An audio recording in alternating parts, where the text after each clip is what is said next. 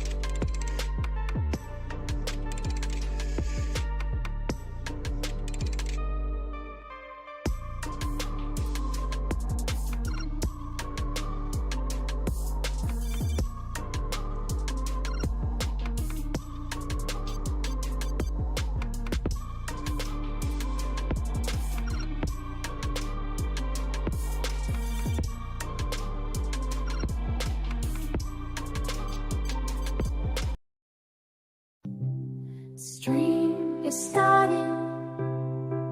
The Captain Coder at the helm. Bean water is ready.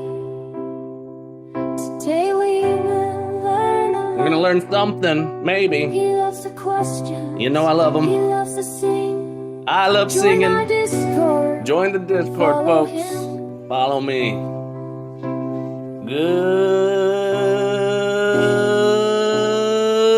Good morning, good afternoon, good evening to you, wherever you happen to be in the world. Captain Coder here on this beautiful, beautiful Saturday. Folks, it's been a while. It's been a while since I saw you. It's been a while since I streamed a go.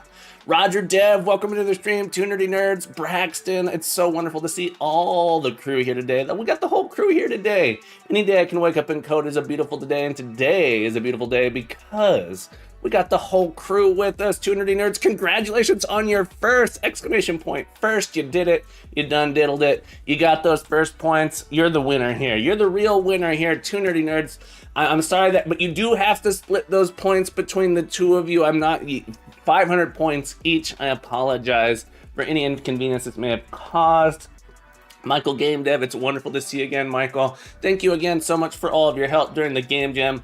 I absolutely appreciated it, and I'm so excited to see your game. Mooniz, welcome back to the stream. Sidian, congratulations on your number 8, my friend. Mooniz, how's the moon going? Graham, wonderful to see you, my friend. Thank you so much for coming by. Infinitani, I hope you enjoyed your lunch.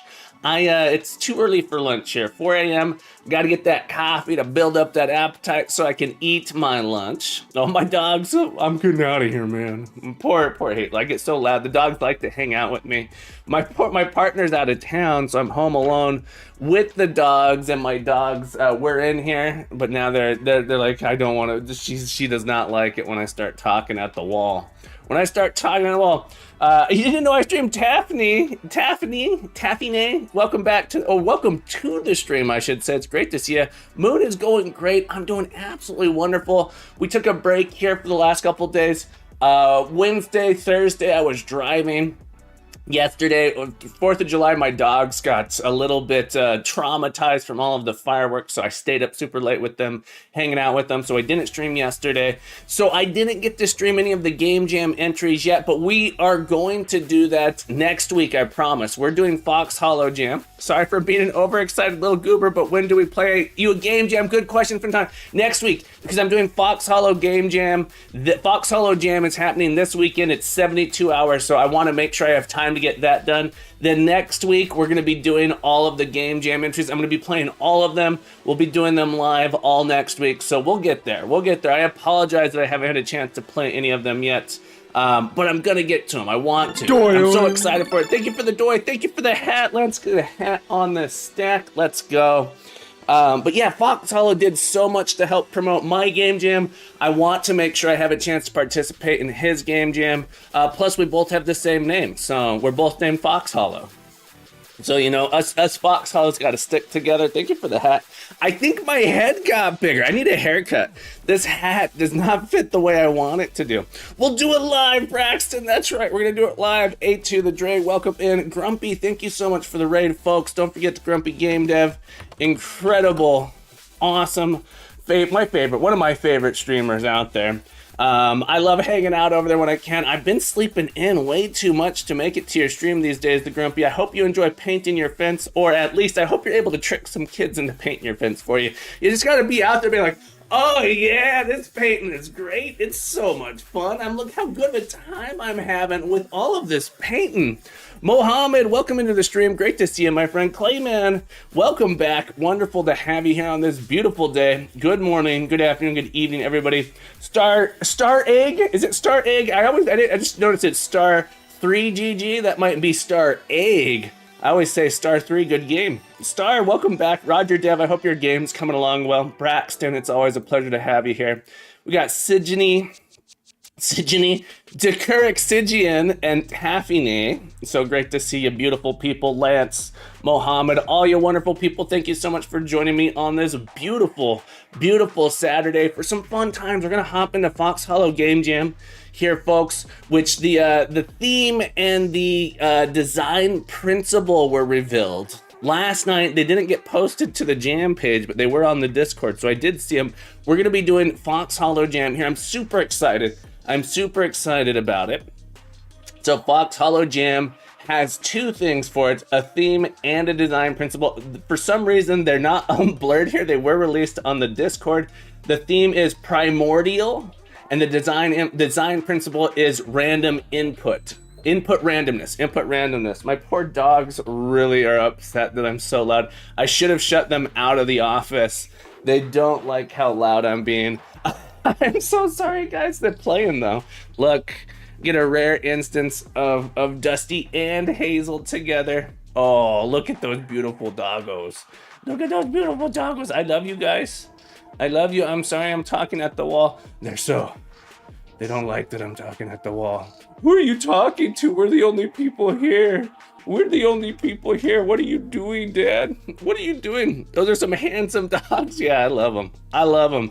They definitely don't like when I stream. Dusty hates it because I'm so loud. Oh, buddy, I'm so sorry. Look, it's gonna be okay. Usually they're sleeping with Mom. Dusty's usually sleeping with Mom during my stream early in the morning. Hayes always comes and hangs out with me. Spaghetti Code Factory, welcome back to the stream. I hope you're having a beautiful day. They're the bestest dogs. They're the boastest dogs. But we're gonna be hopping into Fox Hollow Game Jam here. I am planning to do the gauntlet. Here.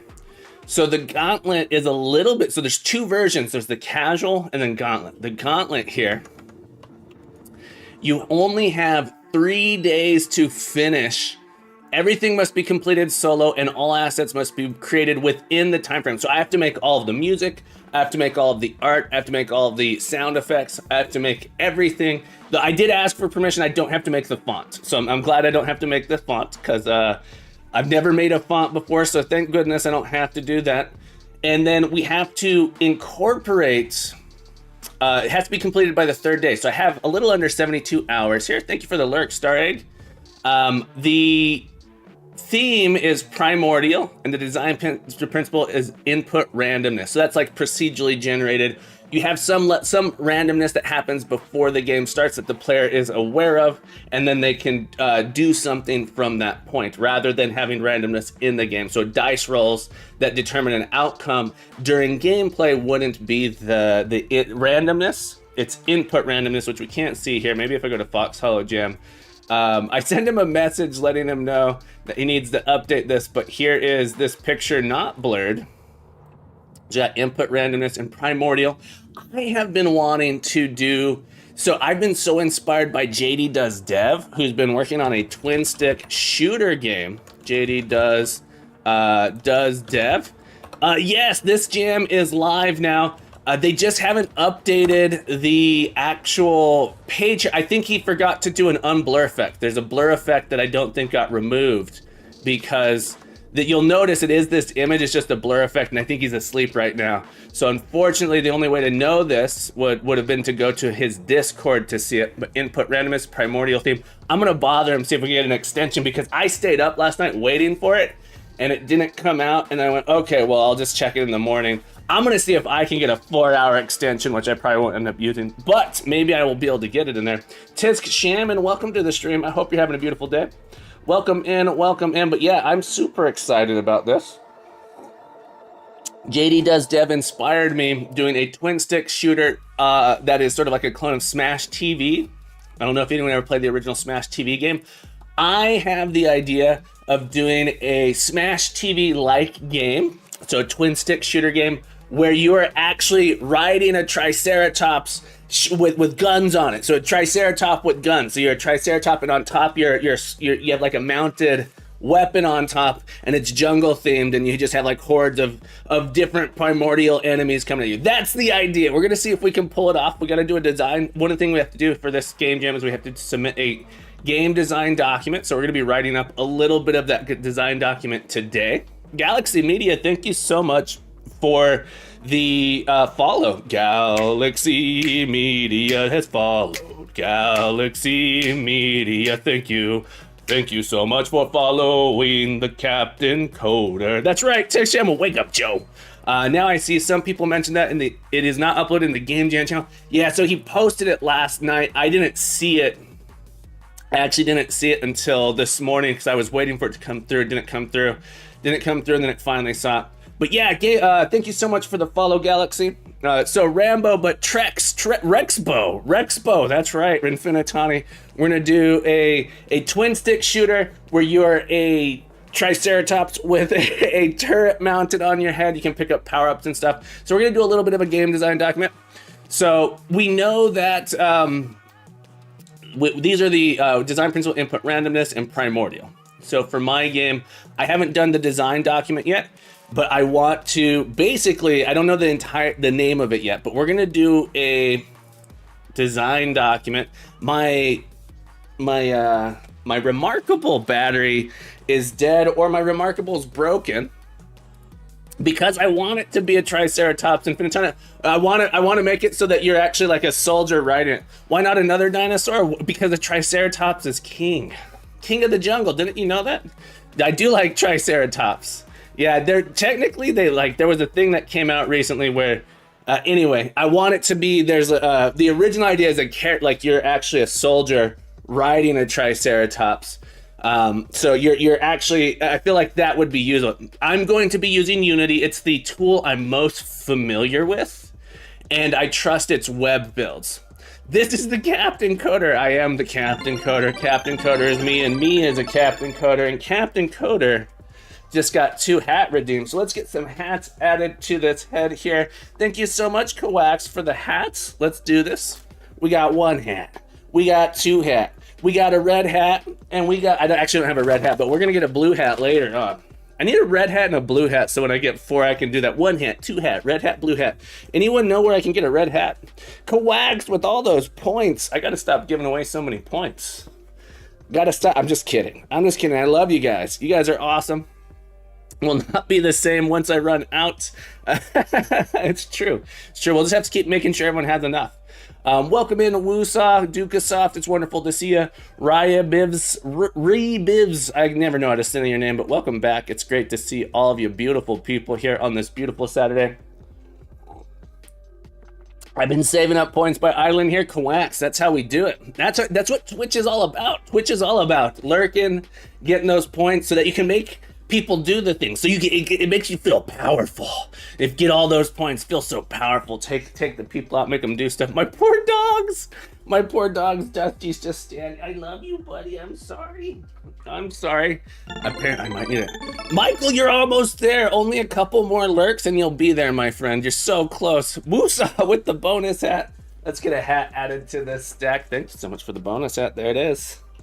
There it is. Thank you so much. Duke us up with another hat. Let's get some hats on here before we start program. Thank you for the hat. Let's get a hat added to the stack. With another hat. Let's get another one. Why are there so many hats? The question isn't why are there so many hats? The question is, can you put some more on? Thank you so much for the hat. There we go. I got to make my room a little bit bigger here. Hang on. Increase the size of my room. There it is. There it is, folks. Okay, so here's my idea. Lance with the bonus hat. Woosa with the hat. All right, we got 1 hat. We got 2 hats. All right, we got 1 hat. Thank you for the hat. Thank you for the hat. Let's get 1 hat on here. Then we'll get, let's get another one. Let's get another one here. Hang on. We gotta get 3 hats, 1 hat. All right, let's put this hat inside of that one. Then we got 2 hats, and then I gotta get a 3rd one on here. Oh, this is looking rough.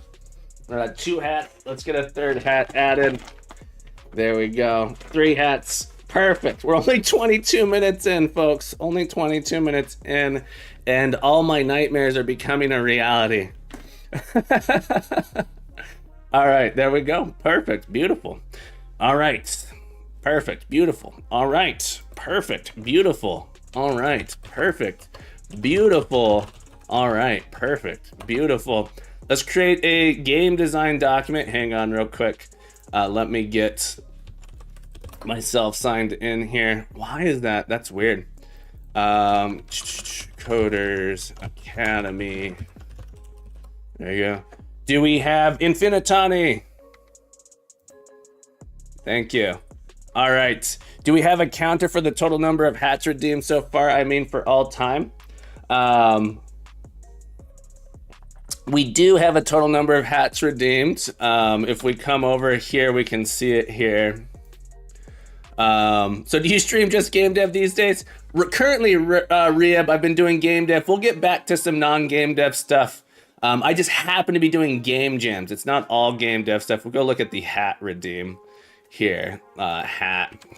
We can see how many have. We looked at it the other day. It's closing in on 1,156 hats have been redeemed.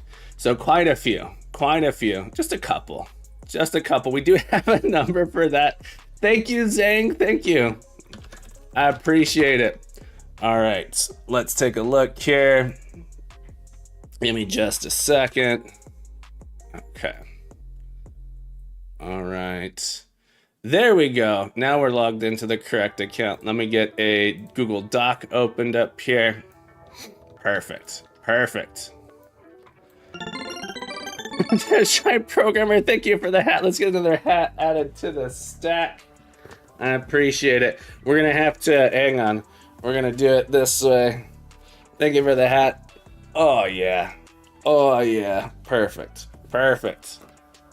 Thank you for the hat redeem. There we go. I'm pretty sure we can round to 2,000 hat redeem before the end of this stream. Probably.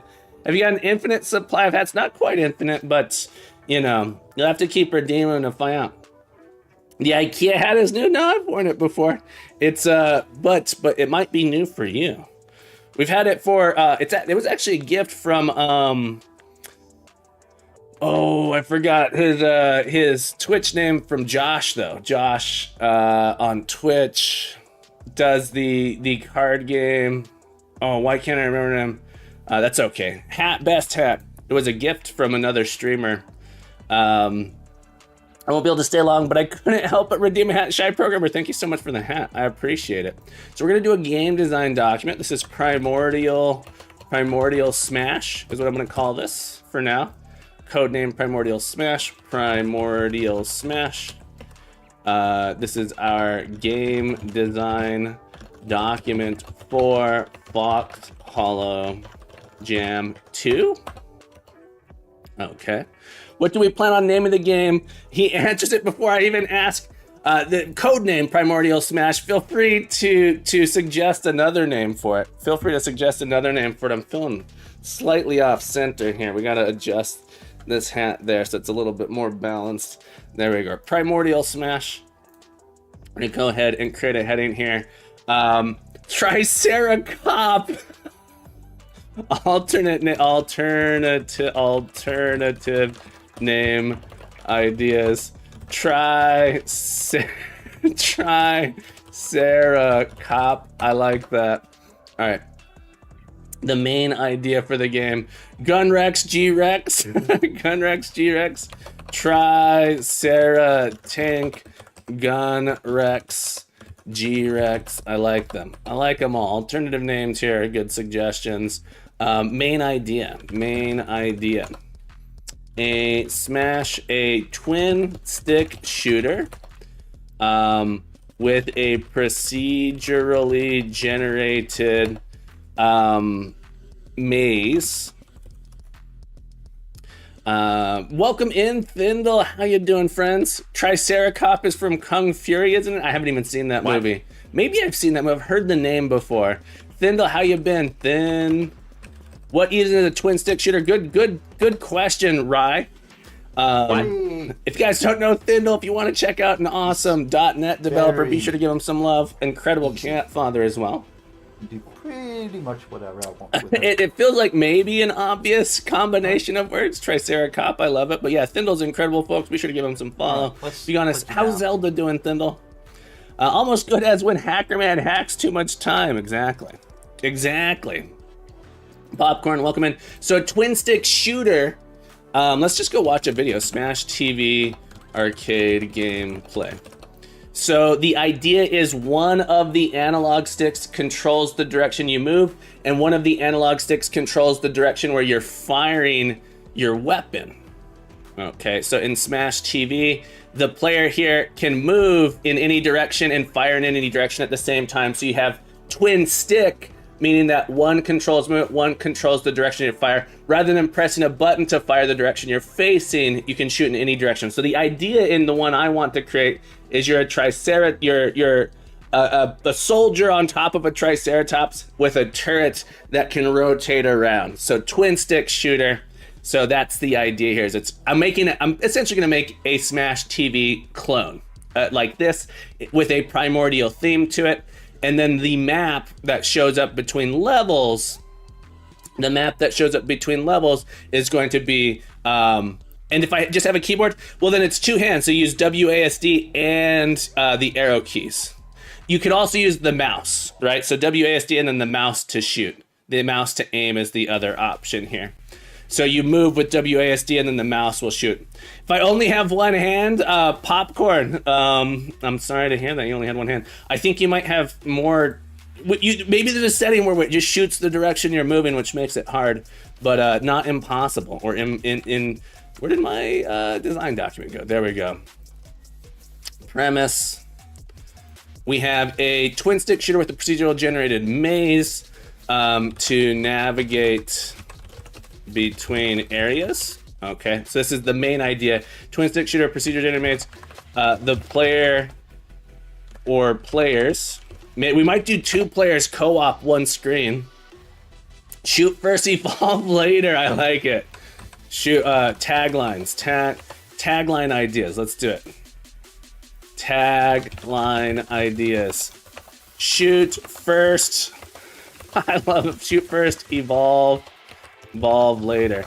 This was Task Shaman. This was Infinitani. Who said Triceratink? I want to make sure I give credit. I believe this was Two Nerdy Nerds. Two Nerdy Nerds here. What if I'm blind, one-footed, deaf, dumb, and dumb? What if I'm deaf, dumb, and dumb? Let's just face it, not everything is for everyone. That's fair. That's fair. Gotta get the Elon Musk brain check. Microsoft has a special controller board for people with disabilities. Ooh, thank you so much for sharing that, Thindle. Thank you for sharing that. The player or players control Triceratop. Control a Triceratop with a turret mounted on top that can fire in any direction.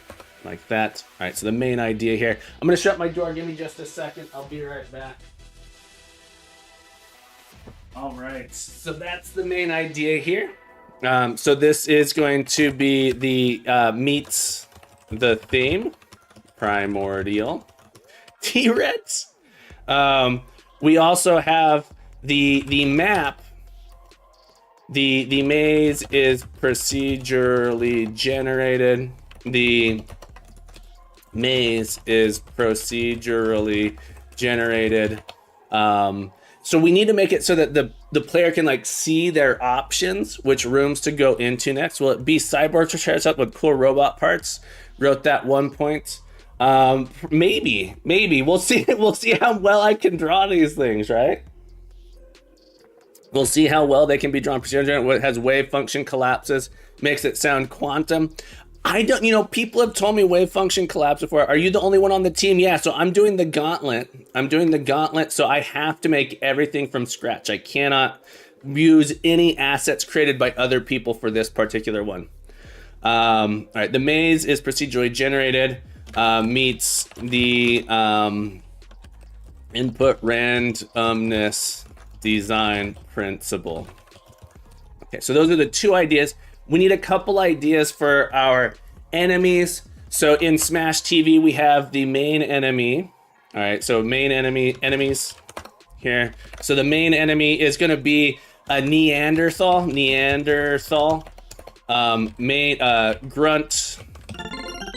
grunt type enemy. Neanderthal moves slowly toward the player and attacks when in range. So it's just going to sort of trudge towards the player. When it gets to the player, attacks the player like that.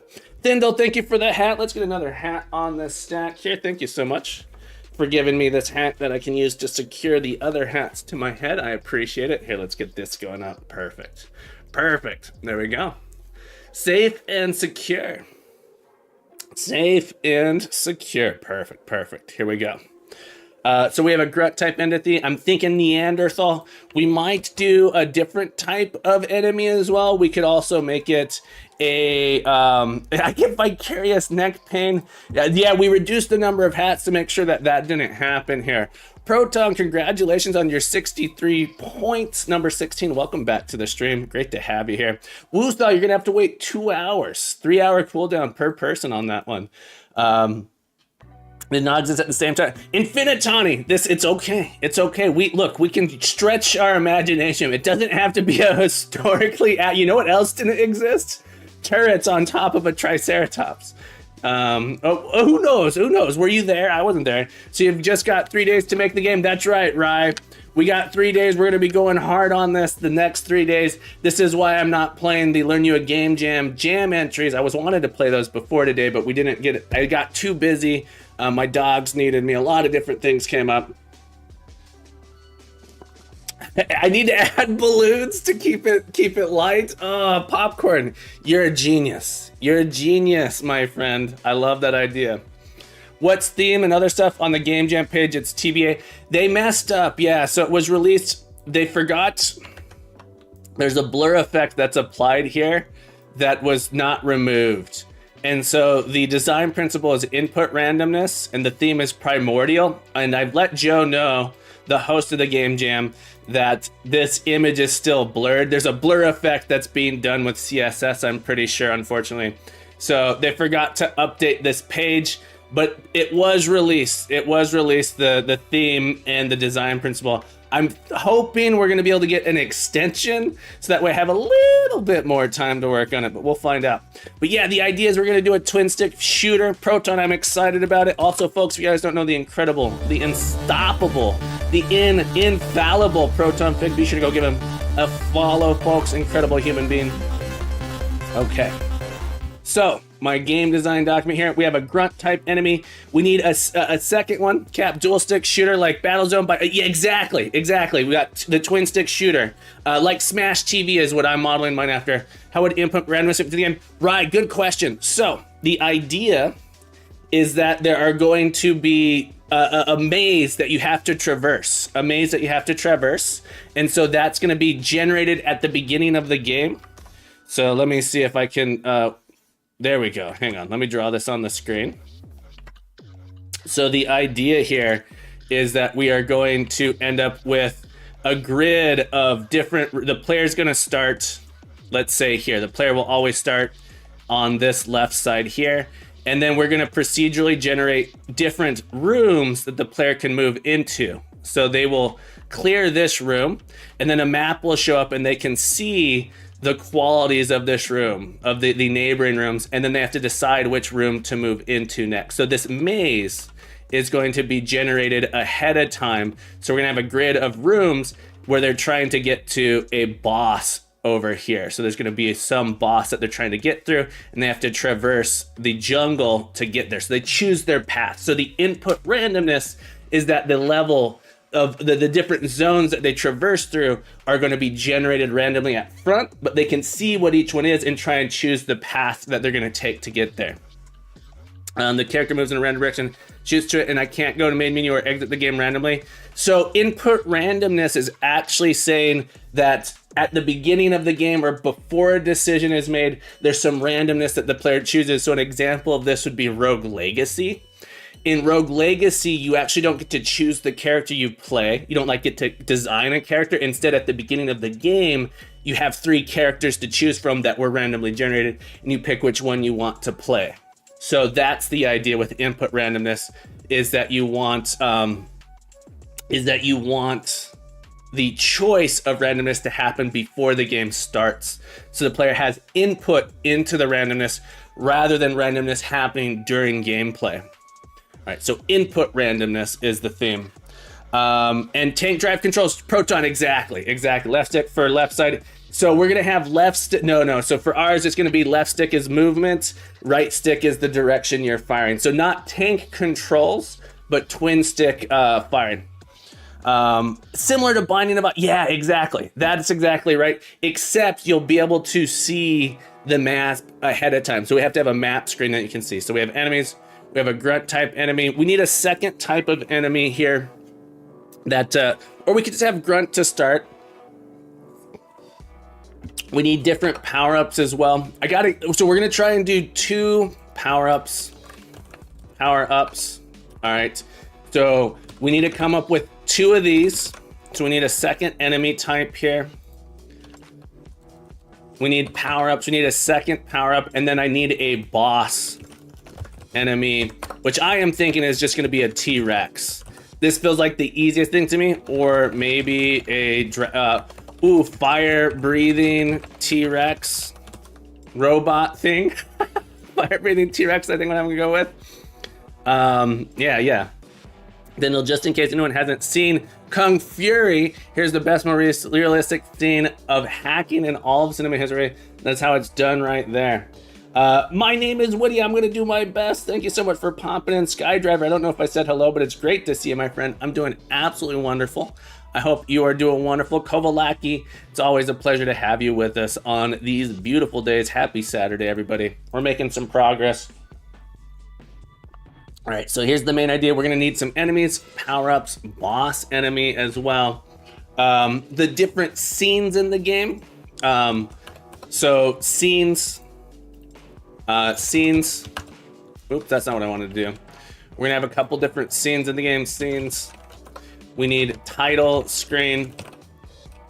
We need the main game loop scene, main game. So this is like where the gameplay happens, and we need a map view. So then the player can actually see the different areas they can traverse to. So different rooms will have different qualities to them. So we have enemies. When you go into an area, you'll know what types of enemies are going to be in that area. So we got grunt. It's a really dumb enemy. We need some maybe smarter enemies as well. Corner enemy that fire from the corner. Maybe something that throws coconuts, something like monkey throwing coconuts, something like that. We could have pterodactyl, sky enemy, something that like traverses the room faster. Sky, fast moving / airborne, fast moving. Pterodactyl. How do you spell pterodactyl? It starts with a P, right? Pterodactyl. There we go. I had it. Pterodactylus. Pterodactyl. Moving fat pterodactyl moves quickly around the screen. All right, so those are going to be the 3 bomber pterodactyls. Yeah, so the pterodactyls will sort of move around the screen. I'm thinking of them as sort of like a little bit of a stronger enemy. Used to be a dinosaur nerd. Awesome, Tani. Your help might be invaluable for us. Your help may be invaluable. So we're gonna have power-ups. We're gonna do the simple spread shot. Shoots in 3 directions, and then I think a laser shoots through all enemies directly in front of the player. So these are going to be the same ones from one game jam right to another. You're a machine. Best of luck to you, Captain Anosa. I know, I feel like I've made a mistake. Fox Hollow did so much. Oh, hang on, I gotta update. No one told me. Look at this. No one told me that down here I need to update this bottom text here. All right, let's do that real quick. Into the void we go. Sources. Today's text. Fox Hollow Jam 2 Primordial. Input randomness / primordial. There we go. What am I here? There we go. Perfect. Done did it. Updated. All right. Laser shoots through all the minis. Spread shot. Fire breathing T-Rex for our boss. These are our different scenes. Okay. So I think I have a rough draft here of my game design document. I have a pretty clear idea in my head. I'm going to hop in and start working on it. Zaft, welcome back to the stream. Congratulations on your number 17, Captain. Zaft, how you been, my friend? It's great to see you. Zaft, by the way, folks, Zaft is not a meanie. Zaft is not a meanie, or so I've been told. Also, folks, if you guys don't know Captain Anosa, incredible supporter of the stream, incredible game dev. Go give him some love. Click that heart. Follow Captain Anosa if you want to see what he's been working on. If you're here from Learn You a Game Jam, next week we're going to be playing all the Learn You a Game Jam entries. I just got to get, this is a 72-hour game jam. My plan was to play the games on Thursday, Friday, but I couldn't find the time to do it for myself, and so we're not there. Homing projectile pouch. Right, this is what I'm calling my minimum viable product here. This is my minimum viable product. If we get all of these things in, then we can actually start adding in some fancy stuff to it. You got to keep in mind I have 72 hours, which probably means closer to like 20 hours of work for me. So today, tomorrow, Monday, I won't have too much time to work on it. So trying to keep it small. Sigi, and my goal, I have this idea. Apparently tagline is one word. I have an idea for making this into, so this is sort of a demo game for me. I want to make, and I was talking with JD Does Dev about this, make a game called Smash TTV, which is sort of the chat can send supplies and enemies to the streamer while they're playing the game, and I think that would be really cool. But we're gonna wait to add that in. Probably do that next. It's door accurate Lord Tani. Thank you so much for the for double checking our accuracy there. Okay, let me get a GitHub repository going for this. Okay, what's the theme of the game? So we have two things. So one thing that's really interesting about the Fox Hollow Gem is there are two aspects to it: design principle and theme. So the design principle is more of like a mechanic that you have to put in your game, in this case input randomness, and then the theme is primordial. So then it's sort of like the theme of the game and then a mechanic. So I think that's a really cool little idea they have there. Shy Programmer, there's not going to be a showcase this month just because I can't make it the time-wise, I don't have enough time this month. I got too much stuff going on, so there won't be a showcase this month. I apologize for that. But August, so the next one won't be until August, unfortunately. Yeah, so it's a little bit too bad. I'm having but we're gonna have a great time doing some of these things. It's just all about time. Shy Programmer, setting up the showcases takes a lot of effort on my part, and I just don't have the time to do it this month with some of the other obligations that I've already bound myself to do. So trying to, what is it called? Self-care. Make sure I don't overwork myself a little bit too much. As much as I want to do the showcase, as much fun as they are, it's a lot of work on my part. And so we're gonna push it off till August. Bit of misnomer here, I think, but dinosaurs were not primordial. Primordial is in the true sense means something that has not existed since the beginning of time. Primordial isn't the definition like the starting point? Define primordial. Existing at or from the beginning of time, primeval. Basic, fundamental in biology, in the earliest stage of development. Yeah, so like dinosaurs, maybe. Look, Tani, it's okay. Are dinosaurs primordial? Dinosaurs, especially during the Jurassic, dinosaurs primordial. It's my arrow keys are not working. Oh no. My keyboard is not working. The primordial world has anyone seen Jurassic type worlds where there are dinosaurs? I see primordial worlds. We're going with primordial worlds. All right, folks, we're gonna ban Tawny. I'm just kidding. That's weird. The left and right arrows didn't work on being that. That was interesting. No problem, I have more time this way and I won't have to miss it. I hope you enjoy my little game as well, Shy Programmer. I'm so excited to see it. When you get a chance to play, sorry I completely forgot to submit it to the jam. No worries, Shy Programmer. I'm glad you still made something. My game's goal is to evolve from a dust of primordial particle until you become large enough to become the asteroid that kills the dinosaur Zapped. That is such a cool idea.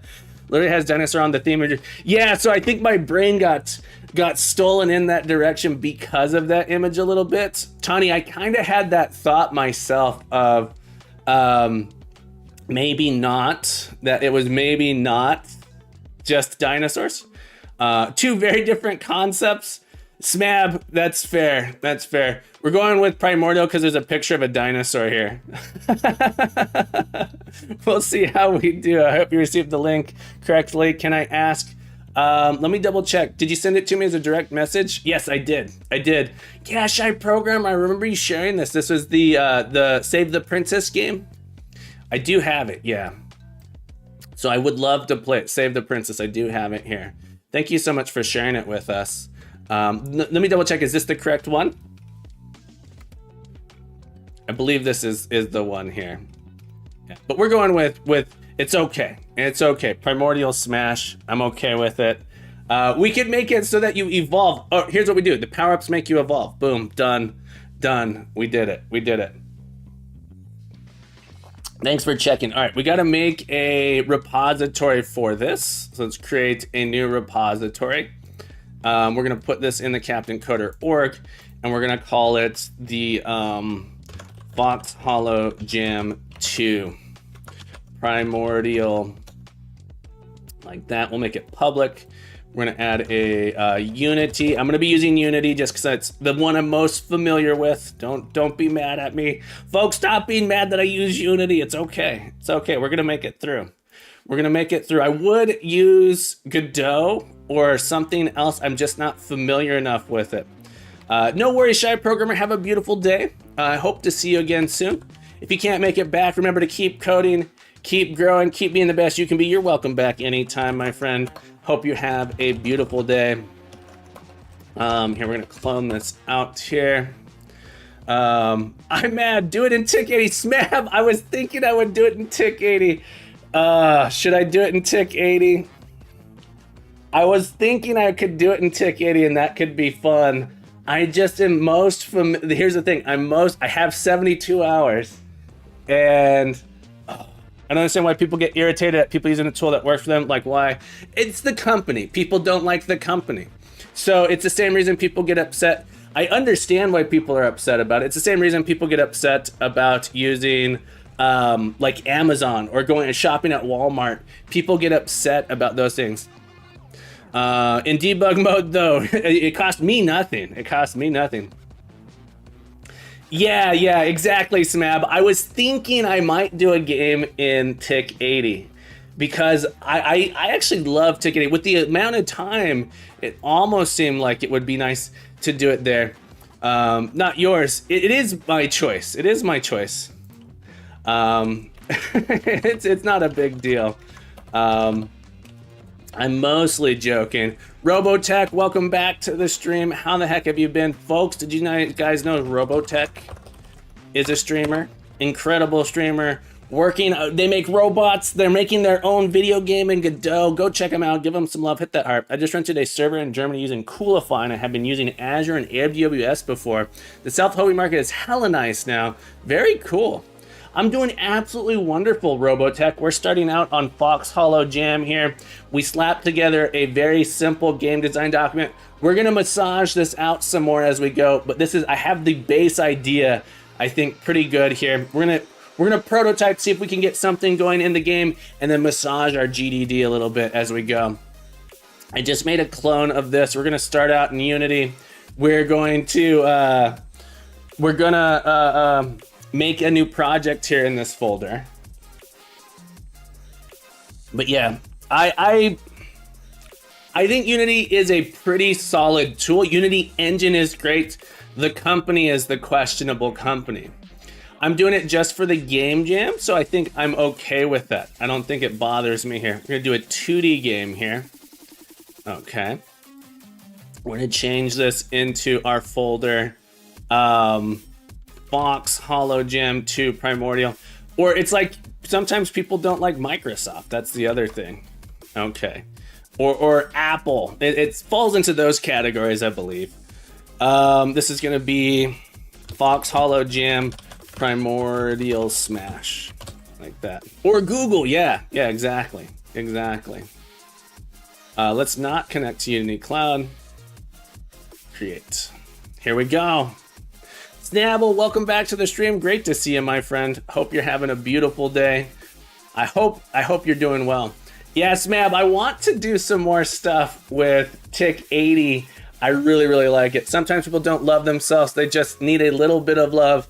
All you need is love. Love is all you need.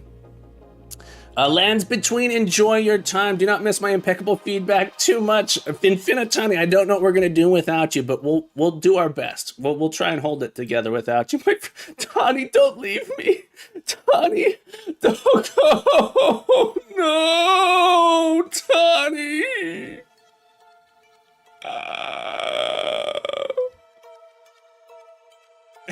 Bye, Tani. Have a beautiful day. I hope you're having a beautiful day, everybody. Sorry. I just got a little overwhelmed since Tani decided to leave us. It's one of those name a good for profit company. It's complicated. Captain knows it's complicated is right. What I keep saying is I cannot wait for Godot to be a little bit more mature. It's not quite there yet. I love that they keep getting new updates. They get updates all the time. They are not quite backwards compatible as well. And then the web builds just are not as good as I want them to be. Why aren't you using Unity 6000? It's in beta. I use what I trust. I use what I know, which is Unity 2022. That said, I had so much fun doing stuff in Godot. I can't wait to get back to it. But I want there to be a web build for this, and I don't trust the web builds. Why aren't you using monogame, Thindle? You know why. We tried to use monogame. The Godot for Life chaff. I've had so much fun with Godot. Don't get me wrong. I've had so much fun with the Godot web build. They're unreliable. There's quite a few issues with it. Here, they just released Godot web builds 4.3. There was a whole article that just came out about it.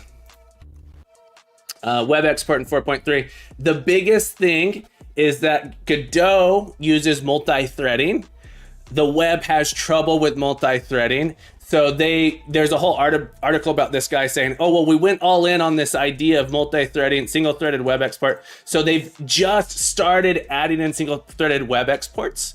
Betting on the wrong horse. Shared array buffers were supposed to revolutionize the web, and they did. That API permits to share memory between web workers. Unfortunately, we live in the same time that includes the Spectre and Meltdown exploits. The result of this, that browsers greatly reduced where and how you can use the API, namely browser nowadays, require websites to be cross-origin isolated. When isolated, it does unlock the potential of shared buffer, but at what cost? So there's issues with multi-threaded. And so they created a single threaded version that affects the audio now. So when you're doing audio on their single threaded version in the web, the audio gets all messed up. So there's all of these workarounds for it. There's a bunch of workarounds for it, but I just don't necessarily have the time to fiddle around to get it working the way I want it to. Yeah, so the answer is if I was using the beta and had a little bit more knowledge. So my biggest thing is I am most familiar with Unity as well. Want to see any cloud stuff or Blazor during my vacation? Snapple, very well. Just don't make a game with audio, Chaff. Brilliant. Brilliant. Modern problems requires modern solutions. I like that idea. I like it. Genius. Does it support C#? We also can't do C# for web builds in Godot. That's another minor challenge with it. Godot 4. Let's say Godot 4. They have C# support, but not for web. You have to use GD script for web builds. I'm not the biggest fan of GD script, but I don't mind it. I've done a little bit of GD script and I didn't mind it at all. We'll reload the scene here. Okay. We're gonna come in here. We're gonna do a couple things. If you make a game for deaf people, you don't need audio. Is that true?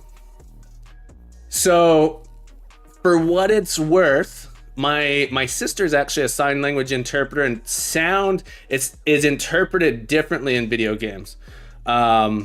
So a lot of video games do things like add vibrations. Not a lot, but many deaf people actually have like things that vibrate so that they get sound, like directional sound in games. You can wear these vests that vibrate where the sound is coming from.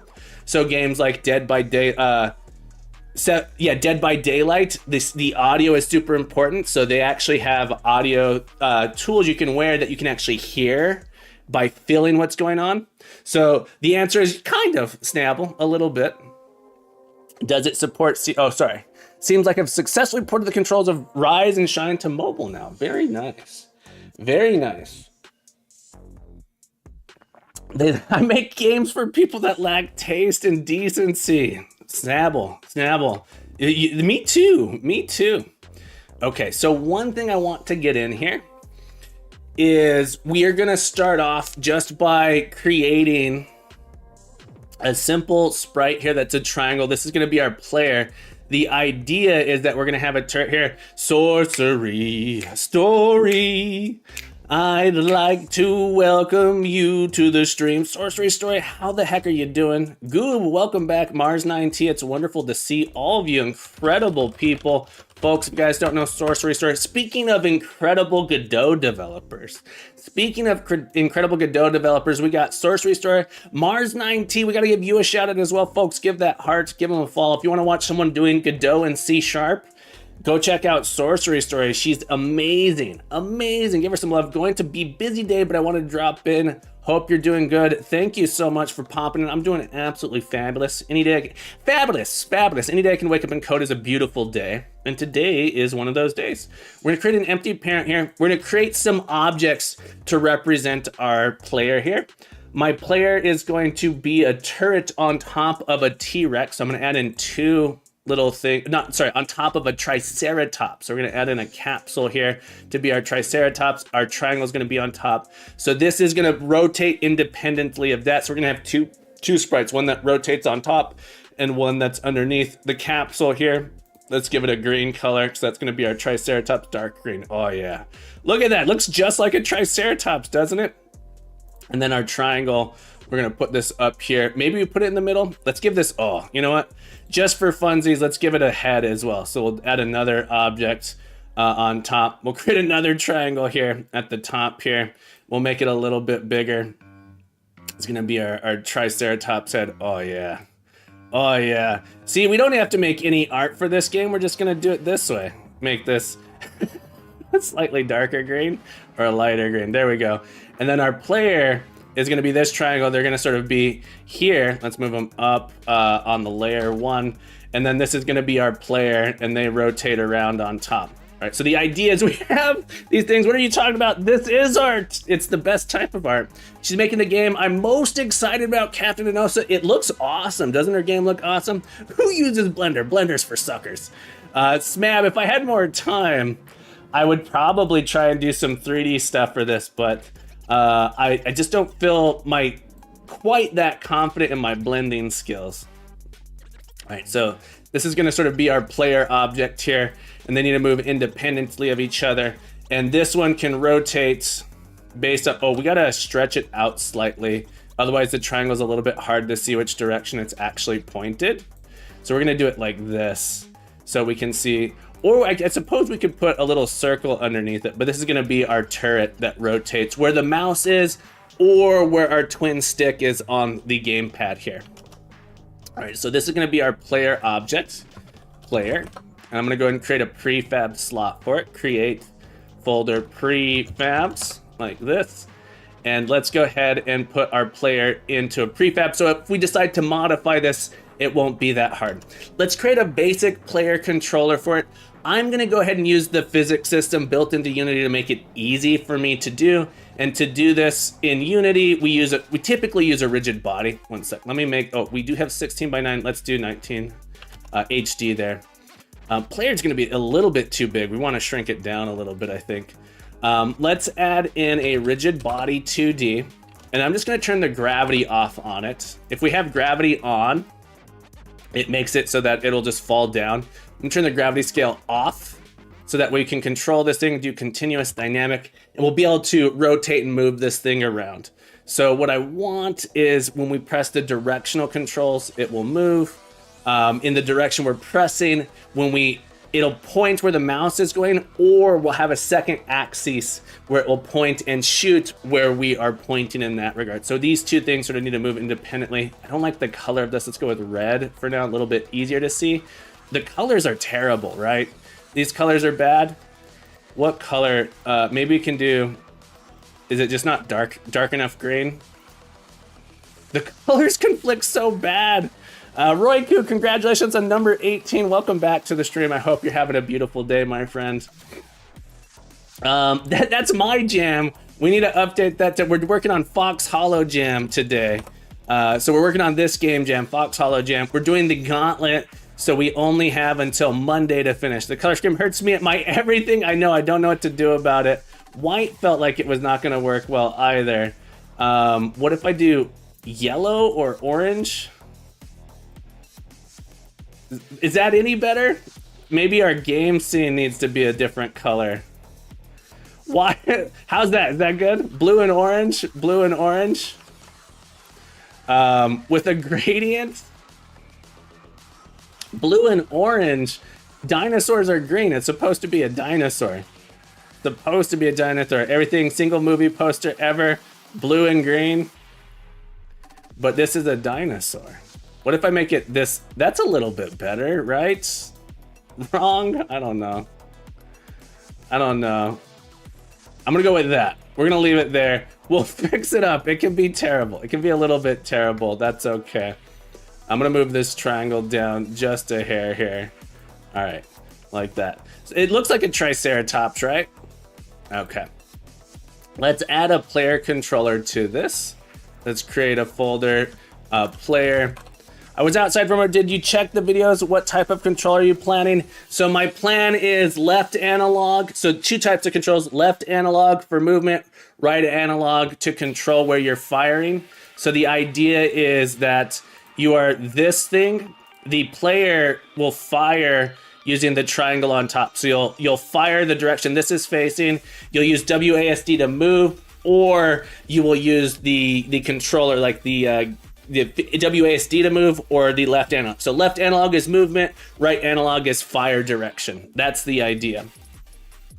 Okay, so that's the idea I have. We'll add the extra CGI. Yeah, we'll add it in post, Smab. Exactly, we'll add it in post. With enough dedication, anything can be a Triceratops. Yeah, exactly. You get it. You're understanding. So we're gonna come in here. We're gonna create a script here for our player movement controller, like that. Yeah, exactly. So I'm following the control scheme of Smash TV, the old arcade game. And so we're gonna have a player movement controller. Let's add in a couple things. Public float movement speed. All right. Let's go with 5. So this means that we'll be able to, 5 feels usually right. We'll find out. In these things, we're in our fixed update. Well, in our update, we need to get our player inputs. Okay, so it's going to be our public vector 2 movement inputs. We'll do it this way. Field. I don't really need to make these getters and setters. I don't think this one might make sense to be a setter because we might apply some things to it. Serialized field like this. Let's just try and follow good practices. I've been bit in the butt too many times not doing this from the get-go. So let's go ahead and do it this way. Stopping in to say hi, Game Maker 2D. Welcome in, Lieutenant Conquer. How you doing? Are we looking at the top down? Yes, man, but it's a top down view. Top down view. We might do a slightly different view, but it's gonna be top down. I do remember you over from Forge Studios. What is it? Freedom Forge Studios. Lieutenant Conquer. Welcome back. It's wonderful to see you. And I think you've been here before. Let's go. That's right, Lieutenant Conquer. Welcome in. Happy Saturday. I hope you're having a beautiful day. Also, folks, I want to give a shout out to Freedom Forge Studios. That's right. Freedom Forge Studios is doing a streamathon right now. I feel a little bit bad. I get that 2 hours per sub. Got up to like 100 hours. So might be even sleeping on stream right now. My New Year's treating me wonderfully well. Doing absolutely wonderful. We're gonna take our input axis and apply it here. So movement input is going to be equal to our input.get axis. Oh, we're gonna have to combine the two things. Hang on. So our movement, let's go with vector2 input is equal to a new vector2. Then we're going to do input.x is going to be equal to our input.get axis horizontal, like that. Input.y is going to be input.get axis vertical, like that. And then our input is going to be equal to, and then we're going to do movement input equals, I don't think I need to do this. Movement, I think I can just do movement input. I can't. Movement input equals default. Hang on, why can't I do this? It is not a variable. Hang on. And then I do movement input equals input. That's right, because it's a struct, it's on the screen. There we go. I got a little bit confused there for a moment. Yeah, we are using Unity. This is not Godot. I want to have a solid web build, and I just don't trust Godot. am not familiar enough with Godot to do their web builds yet, and I have limited time, so I'm focusing on doing this in the tool that I know best, which happens to be Unity. So that's what we're going with here. So we have our input like this. We're gonna do. We also have a rigid body. We're gonna do a public rigid body 2D, rigid body. We'll just make this one. Actually, let's make this private. I like to make them public so we. Oh, that's what I do. Private, rigid body, and we will serialize this field like this. And then during our awake, we will go find it. Rigid body equals get component rigid body 2D like this. Okay, and then during our fixed update, we will apply this to our velocity. So we'll do rigid body dot velocity is equal to input movement input times speed movement speed. I'm gonna rename this to just speed. I guess movement speed makes sense. All right, let's attach this to our player. See how we did. So we should be able to move around. Then we're gonna make it so that our will face in the direction that we are moving. So if I hit, I gotta add this to the player real quick. Player movement controller, like that. We hit play, just verify that we have the rigid body attached. Yeah, so now we can move around in any direction like that. One thing I want to do is make it so that the Triceratops will face the direction of movement. So we're gonna have to have it rotate in that direction. One other thing I think I want to do is make it a little bit more responsive. Notice on this, and maybe we don't want that. Maybe you'll notice that the speed, if I just barely move the analog stick, it moves a little bit slower. I was thinking we might normalize it. One thing to think about in Smash TV, you always go in one of 8 directions. You don't have like a slight movement in a direction. So I was thinking we might snap it to that. That might be a little bit limiting. I'm gonna probably shrink this down as well, but I want to make the rotation match my direction of travel. So if I'm moving this direction, the body will update to be that direction as well. Okay, and so we're gonna get the body here. This is gonna be a body. Our player here is I'm gonna create one more thing. Maybe this will just have it associated with it. I was thinking, I often like to create a player components script that we attach on top. Let's do that actually. Player components, so that we can have a global script that we can access these things and don't have to redefine these variables over and over. Yeah, Royku, JD Does Dev is making a Smash TV clone, and that's what inspired me for this. His isn't for this game jam, but he inspired me to, I was watching him, I was like, oh man, this looks so much fun, and so I asked him, I made sure, hey JD, is it okay, would it bother you if I did this? He said it was okay. So JD Does Dev has been doing Smash TV. It had a tiny bit of legs showing, which is normally seen in the top view. Yeah, so Smab, I want to actually draw out the sprite as well.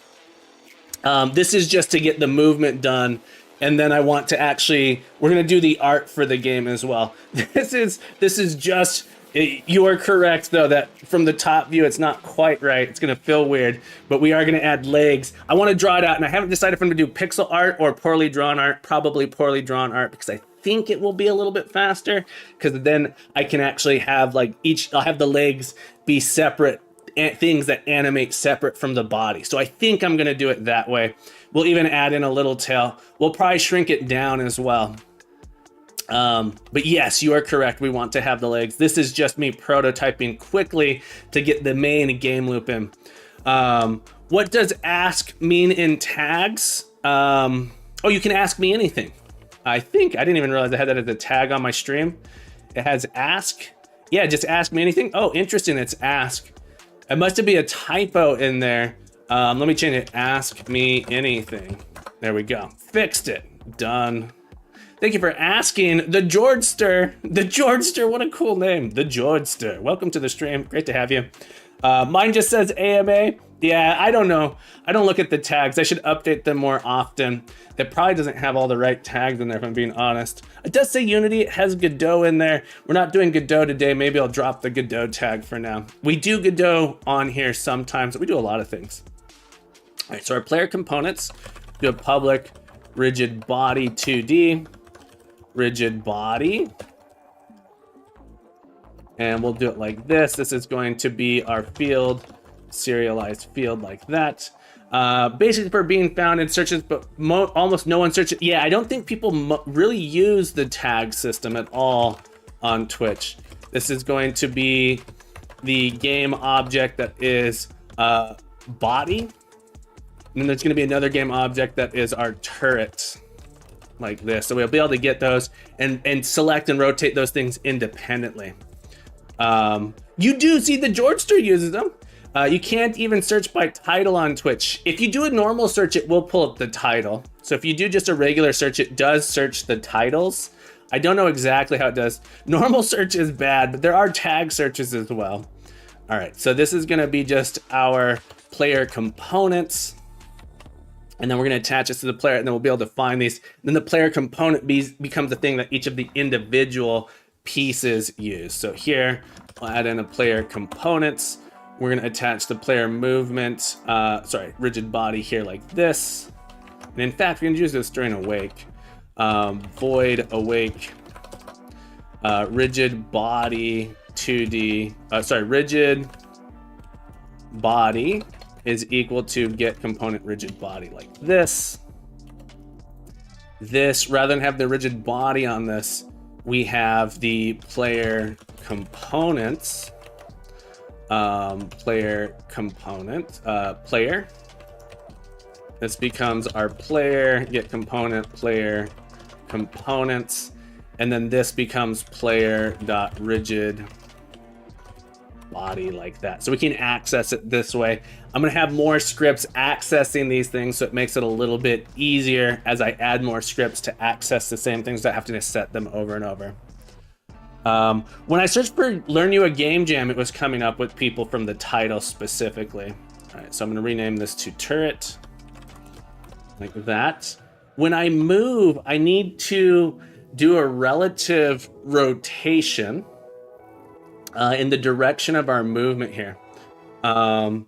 Thank you, Hex Amble. Welcome back to the stream, or welcome to the stream, I should say. Thank you. Yeah, we got a couple hats here. Got a couple hats going. We got bombarded with hats in the first 20 minutes of the stream, but we slowed down. It slowed down drastically. That's okay. If we mention hats too much, we might end up with a hat stack overflow, so we got to be a little bit careful. So we're gonna do the update rotation here now. After we move, we'll do an update rotation. So this is going to be our player.body.transform.rotation. We need to figure out how to rotate it. And the way I'm going to do it is I'm going to calculate it from the up vector. So like vector2.up. I think we can do vector. We might have to do a vector 3 rotation because quaternions are going to be based off of that, I believe. Vector 2 dot angle, so we can figure out the angle between two vectors, and let's do signed angle, and this is going to be between vector 2 dot up and our player. It's going to be our movement input dot normalized. Normalize it here so that way it ends up being a full length. It's going to be the angle of rotation we have to do. So this should give us a float that says is the number of angles, and we want to rotate on the Z axis, I believe, that many. So our quaternion angle, we could really do new, hang on, I think we can do it this way. I don't think I need to add in quaternion dot Euler from rotation. Does from rotation work? What does from rotation do? Quaternion dot from rotation takes a vector 3 in a 2 direction. Oh, maybe we can just do that. Hang on. Let's see if this works. Vector 2 dot up to our movement input dot normalized. Let's try that. See if this rotates us the way we want. Let's give it a shot here. So the idea is the direction I'm moving should be the direction that this object rotates to. There we go. All right. So what's interesting, yeah, and we do want, so that is doing the right thing. We probably want to lerp it a little bit so it doesn't snap weird. So if I change from going up, It's also based on my input here, which if I let go goes straight back to up. So we want to do a little bit of like, we only change the direction if it changed. But this feels correct. We'll want to add, I think we'll add a little bit of lerp in there so it's not so fast as well. Tony, welcome back to the stream. Great to see you, my friend. All right, so we have that rotation going. We're gonna have to change the pivot as well. So you'll notice the pivot on this, I believe, is the center of this. So we want the pivot to match between these two things. So the body and the turret will have the same pivot. And I can't remember how to change the pivot, but we'll figure that out in a moment. Before that, I want to actually do a thing in our update where we actually only change the rotation if the input is different than the last one. So we need to keep track of our previous input, I believe. So I'm gonna create a private vector here, last input. And we're gonna say if, oh, we actually don't even need a last input. We don't need a last input. Kind of. We're gonna say if movement dot input dot magnitude is less than 0.01, or it'd be greater than this. We're gonna say if there is no input, we don't do anything. Yeah. So, because if there's no input, we shouldn't rotate. Let's try that. So now when I go a direction and I let go, it shouldn't change it back here. So I should be able to, the magnitude needs to be a little bit bigger. Yeah, so there's a little bit bigger. Let's create a, make that even smaller.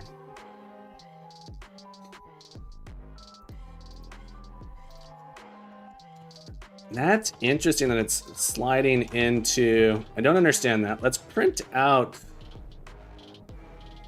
the magnitude.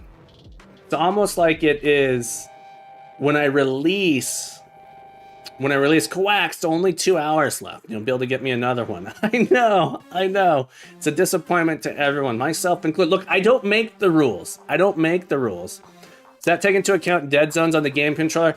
This just needs to be smaller, essentially. I'm pretty sure this just needs to be really, really small, which, why is it telling me that it wants, this autocomplete is horrible. I want to do a tab. I literally want to press tab to come in here and create a variable. Let's create a public float, magnitude dead zone, like this. I feel like this should work.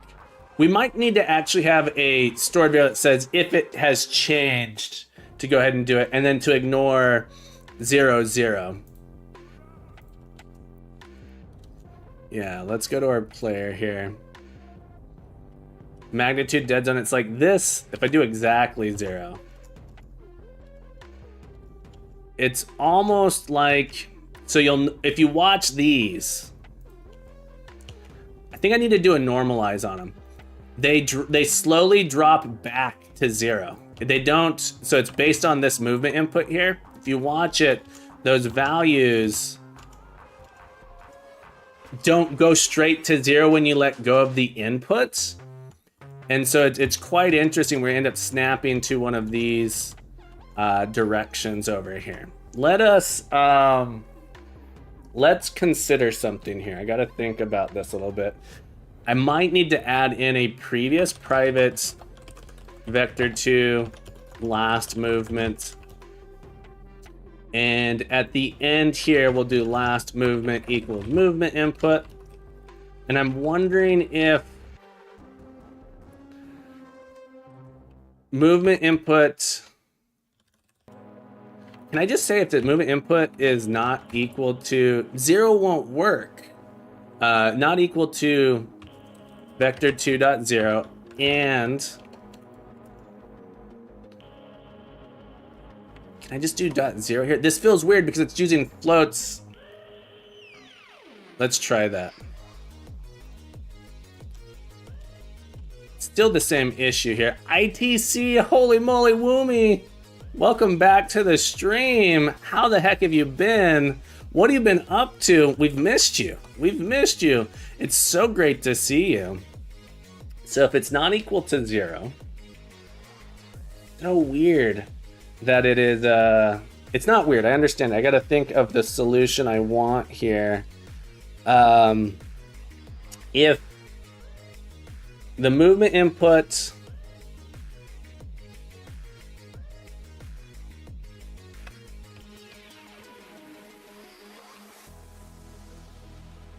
if they're both,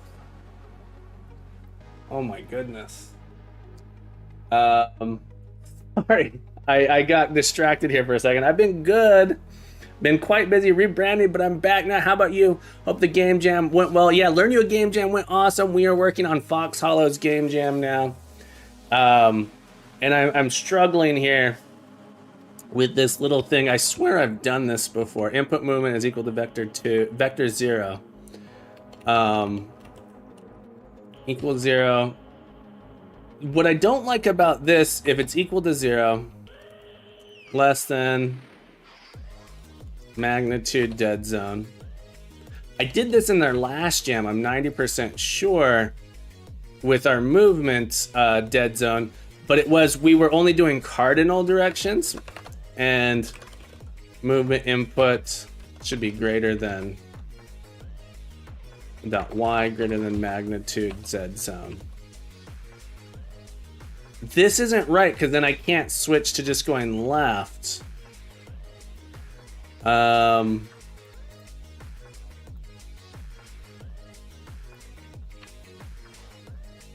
gonna try this real quick.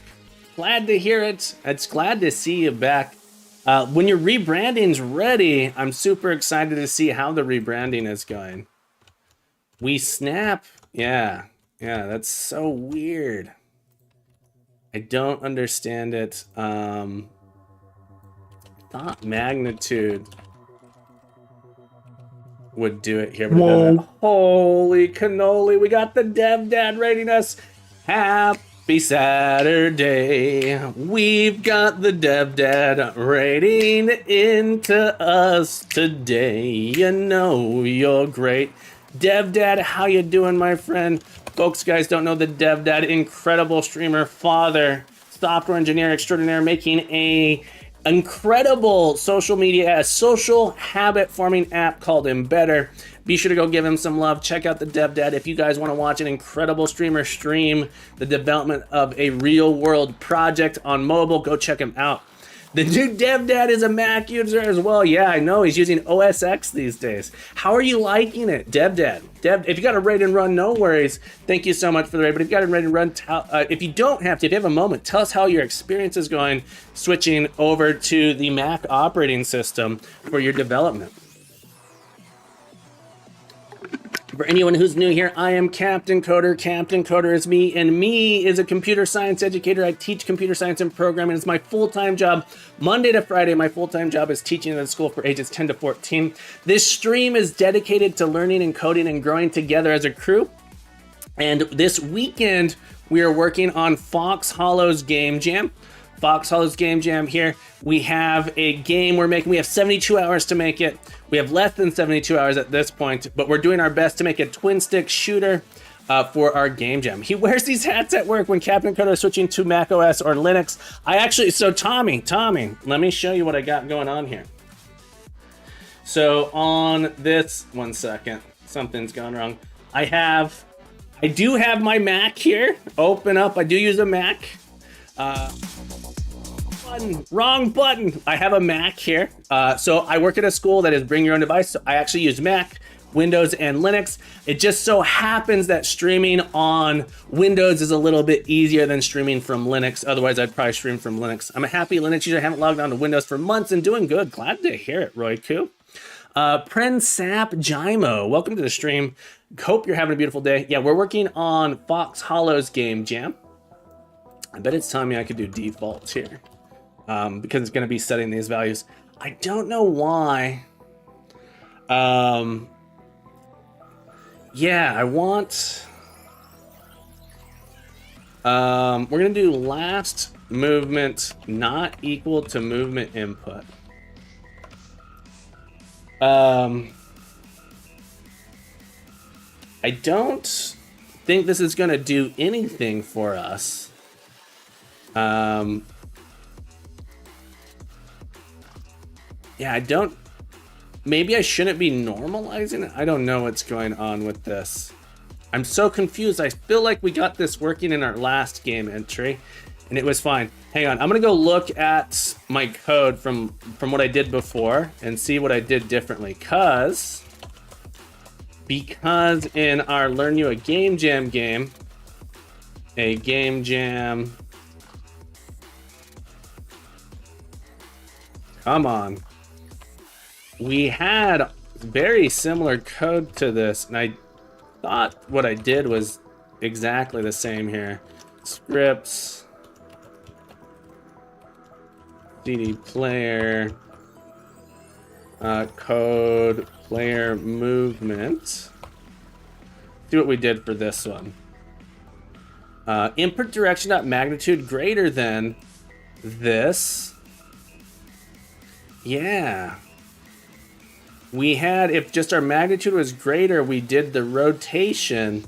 So I'm a little confused why it doesn't work in this instance. It really shouldn't be based on this rotation animation. Yeah, I'm so confused.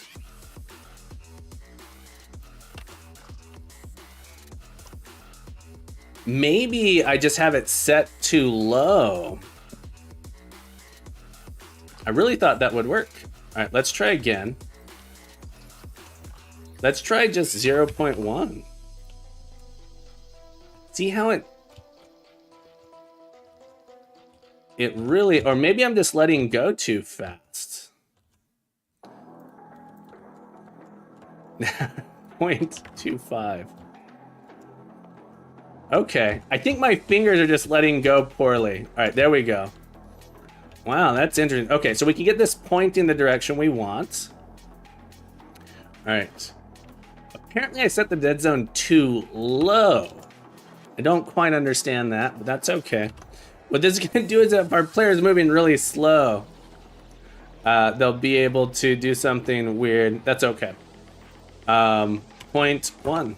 Apparently we want this to be 0.1. I don't quite understand that. Let's see if we can change the pivot. I forget how to change the pivot position, but we want the pivot of this object to, all I have to really do. All right, so change the pivot. Let's create a new, need to create a new object. Create empty parent. There's not a create empty parent there. Create empty parent. That's not what I want. Create empty parent. It's because I need to edit the prefab itself. All right, so this is, let's apply these changes real quick. Apply all. We'll edit the prefab here. The body we reparent, and then we set this body here. And we move these things to the center of that. So this here, our turret should be at 0, 0 like that. And now we can reposition this like that. And then the actual body is this thing that moves. Okay. Let's go ahead and pull the turret out now. So it's sort of positioned there. And we're gonna rotate this, we'll call this main body like that. Body here is gonna rotate from this position. So now when we rotate, it'll rotate from there. Perfect, perfect. Let's come back up. We're gonna come into, actually, on our player here, the body is this. All right, so now when we rotate, yeah, it's rotating from the correct pivot point. Next, we wanna make it so that way it's driving me crazy that it is the little rotation. It'll be fine. It'll be fine. Enjoy your lurk, ITC. Thank you so much for hanging out. Now we want to make it so that way the turret will go with the other controller. So I'm moving with the left stick. I want the right stick to control the turret, and we're gonna fire based on that. Let's go ahead and add let's get a commit going, because we made a little bit of progress here. Get status. I'm in the wrong project here. Close that. Get status. Prodzipod, welcome to the stream. Prodzipod, thank you for following me today now. Prodzipod, thank you for being here. Thank you so much for the follow. Hope you're having a beautiful day. We need to move our get ignore to this folder as well. Get add everything. I should have done a commit before this.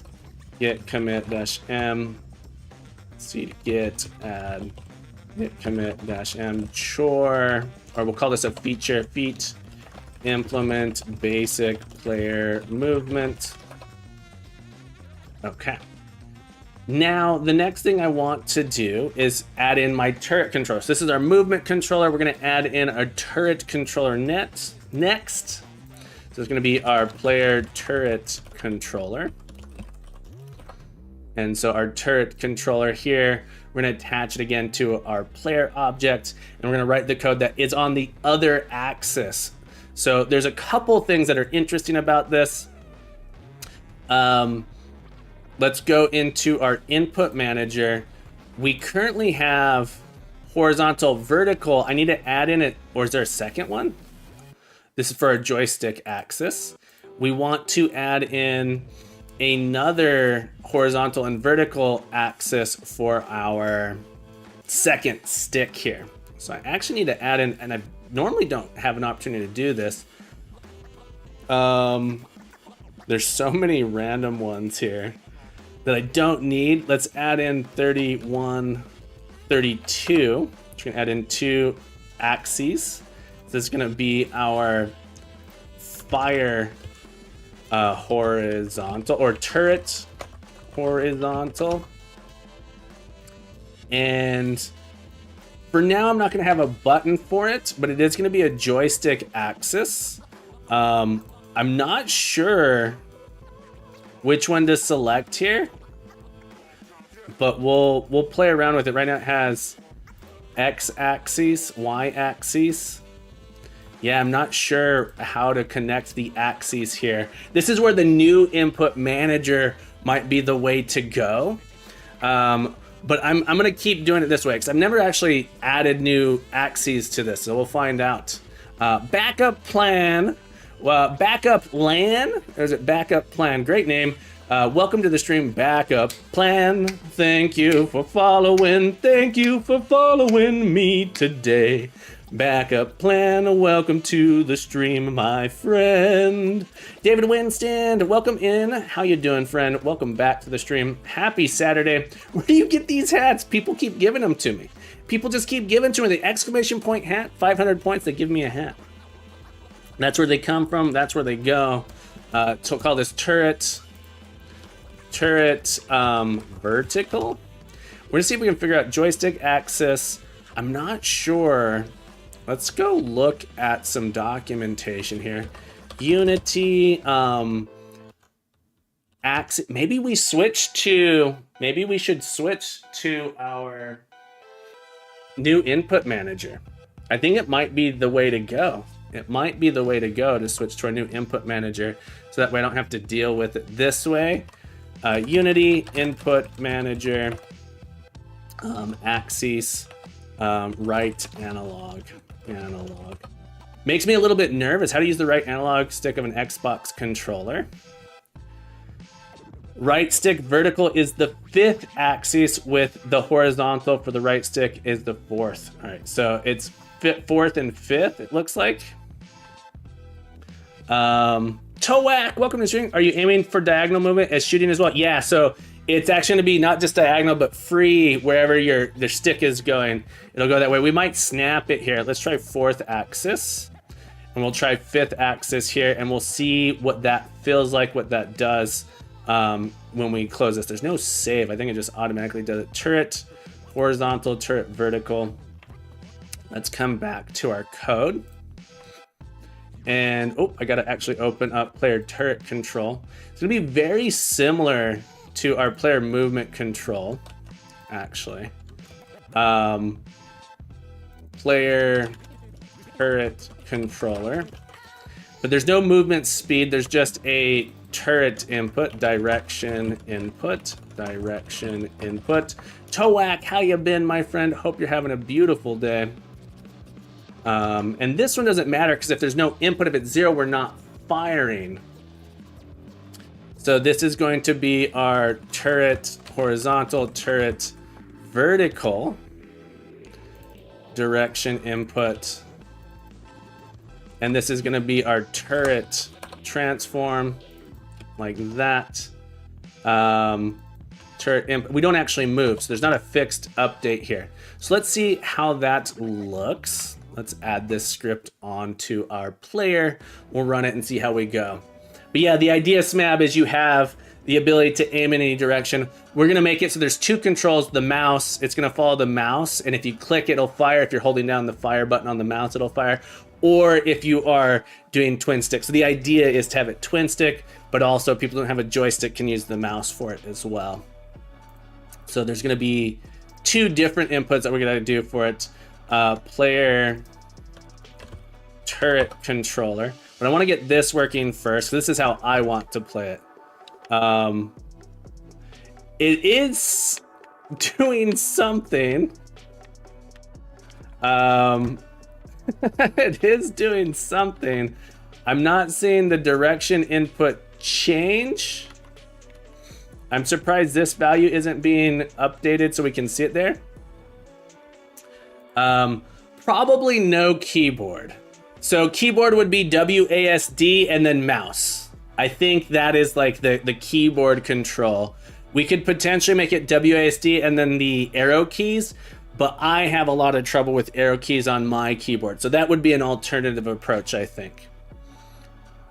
Why does the direction input, I'm surprised that this moves, but we don't get input over here. Yeah, this is not being updated in our game scene player. Oh, it's there. It is. Okay, because I wasn't in my scene here. That automatically goes to 0. Let's go look at our inputs here and see where I kind of want to duplicate what these are doing. Dead 0.19. All right, so I'm going to copy these values. Turret horizontal, dead would be this. Gravity would be 0. Sensitivity would be 1. Right, let's try that. 0, 0.19, 1. Try that. Are they any of these checkbox on? None are on. Joystick axis, x-axis, get motion from all controllers. Okay. There we go. So I have it. It looks like my X and Y axes are reversed. This looks okay. And then up and down are backwards. It looks like. Let's go ahead and go into our project settings and see if, let's get rid of this. With our vertical input, do they do anything to invert? Invert. All right, there we go. So this one gets inverted. There we go. Did that save during play mode? It did not. We'll invert that one. Let's take a look. There we go. So now we can move those independent of each other. All right. So I'll be able to fire the direction I'm pointing. Beegs, welcome back to the stream. How are you on this beautiful day? Beegs want us to wear another hat. Beegs, let's get another hat on this stack for you. Thank you for the hat, Redeem. Perfect. Perfect. Thank you for the hat. Folks, we've been going for a little bit over 90 minutes. It's about time to take a break because I'm sorry that your hat's going to get erased here. Maybe we'll give you some consolation. Pradzad, welcome in. Congratulations on your 23. So we got the turret control. Go ahead. Beeg's like, I'm out of here. I'm out of here, folks. Beegs, how's your Souls Jam coming along? How many days do you got left on that? Folks, if you want to check out an incredible streamer, if you want a stream that's like incredibly engaging and has like a whole situation going on with the overlay, Big Stream is the place to be. They got all kinds of crazy stuff going on. About a week left to finish. How you feeling about it? How's you progressing? How are you progressing? Progression. Give him some love. Click that heart. Beegs, one of the best streamers here in software and game dev, doing some incredible work. Incredible, absolutely unstoppable work. How you been, Beegs? We are making a twin stick shooter for our game jam. So we got the controls so we can control our turret separate from our player body here. So the idea is that you are going to be a Triceratops with a turret on its back. It's going to be like Smash TV. The theme is Primordial. So he's got to update his page. The page, he forgot to update it, so it's not on the page, but he posted on the Discord. I'm going to tell him he needs to give us an extension. Primordial turrets, yeah, so it's Primordial, and then the design principle is input randomness. So I'm going to make a Smash TV game board that is randomly generated, and you can see the game board, and you finish each stage, and you have to move to the next to get to the boss. So that's the idea with this, is we have a Smash TV-like game, twin stick shooter, that is the forest, the jungle you're getting through is randomly generated, and you have to decide which path to go through. But yeah, we're gonna have this, and you're gonna be fighting a bunch of different creatures as you go. So I'm pretty happy with this. Let's add in, what we want to do next is make it so that way when I'm holding a direction, I'm actually firing in that direction. So I want little projectiles to be shooting out of our player here. So I'm going to create a new object here called like bullet projectile. And we're going to add in just a little tiny sprite inside of it. I'm going to make it a circle. We'll just call it this bullets here. And then I'm going to scale it down to be nice and small, 0.1 here. So that way it's going to fire on top. We'll put it on top of everything here like that. This will be our bullet for now. We'll adjust it. Maybe make it skinny. 0.05 and 0.02. So it sort of looks like long and skinny like that. So rather than being a perfect circle, it'll look a little bit thinner, 0.25. There we go. That actually looks terrible. So we're gonna make it 0.5 here again, like that. So there's our little projectile. What I want to have happen is the direction that our turret is facing is there's gonna be bullets coming out of the projectile there. Or bullets coming out of the turret when you're holding a direction down. That's what I meant to say. Okay, so we want to have a reference. Maybe we'll use a scriptable object for this, but before I want to try, I'm trying really hard not to over-engineer because it's a game jam. We gotta move fast, gotta be quick here. And let's just make the projectile is gonna have to be a rigid body. So let's add some things to it real quick. All right, so it's gonna have a rigid body on it because we want to be able to move and interact with things. We're not going to use gravity, but it is going to have a velocity. We're going to be able to set that velocity in a controller. So let's add a new script here. I'm going to create a folder, projectiles.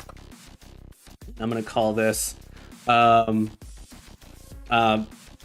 projectile controller. So like the basic idea is our projectile just has a rigid body and it has a velocity that it starts with. We set the velocity, it's just going to fly off into the universe. And so our projectile here is going to have a rigid body, private rigid body 2D, rigid body. We'll go ahead and serialize that, and then during our awake, we'll go ahead and go find a void awake. Rigid body equals get component rigid body 2D like this. And then it's going to have a velocity we can set public vector 2 velocity. I just want to be able to set it. I guess we can set it directly to the rigid body, but we're going to have this have a get goes to rigid body dot velocity, and then set is just going to be our rigid body dot velocity equals the value that we're passing in. Just have it tied in there so we can spawn this thing and then set the velocity like that. We'll connect that. We're going to make it so that our player component has an ammo. So public projectile controller weapon like this. We'll get private. Probably want this to be a get set value like this. We'll probably have some amount. We're probably gonna end up with something called a weapon, not just a projectile controller that will produce projectiles. So we want to be able to produce different types of weapons. But for now, I'm gonna do it this way. We're gonna come back. We'll do a refactor when I add in the spread shot as well. So we have our projectile controller with a weapon here that we can get in our turret controller. The turret controller will be able to spawn this thing in. Let's go back into Unity real quick. Let's add the projectile to the controller to the projectile.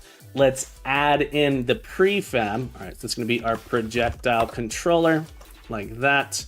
One other thing I want to add in here is actually, I guess velocity lets us do that. Let's put in a public float speed. This is how fast.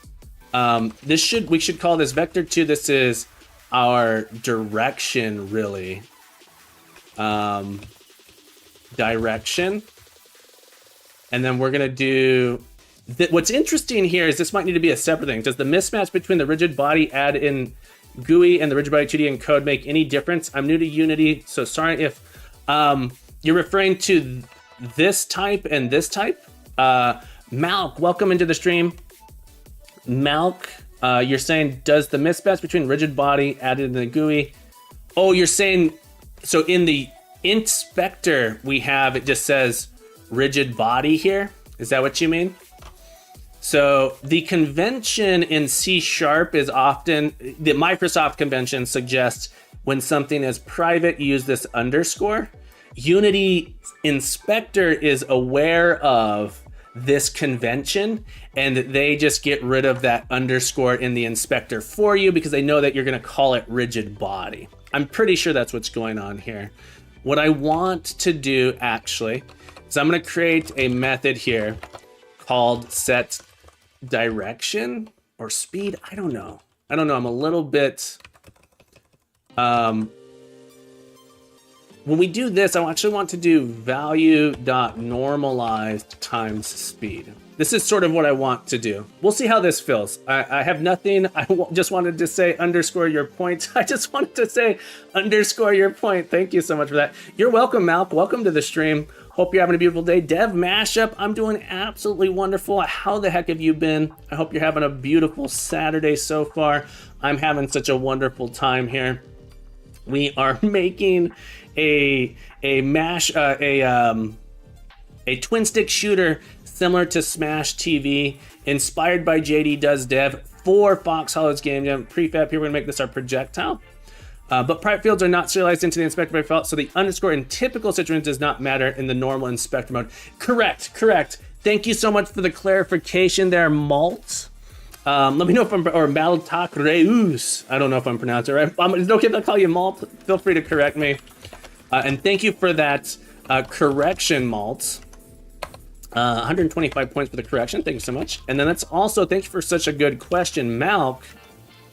I'll give you 125 points as well. Thank you guys so much for helping me keep things correct. The correctness here is important. We're going to change this speed to 5. We might end up changing it here a little bit more.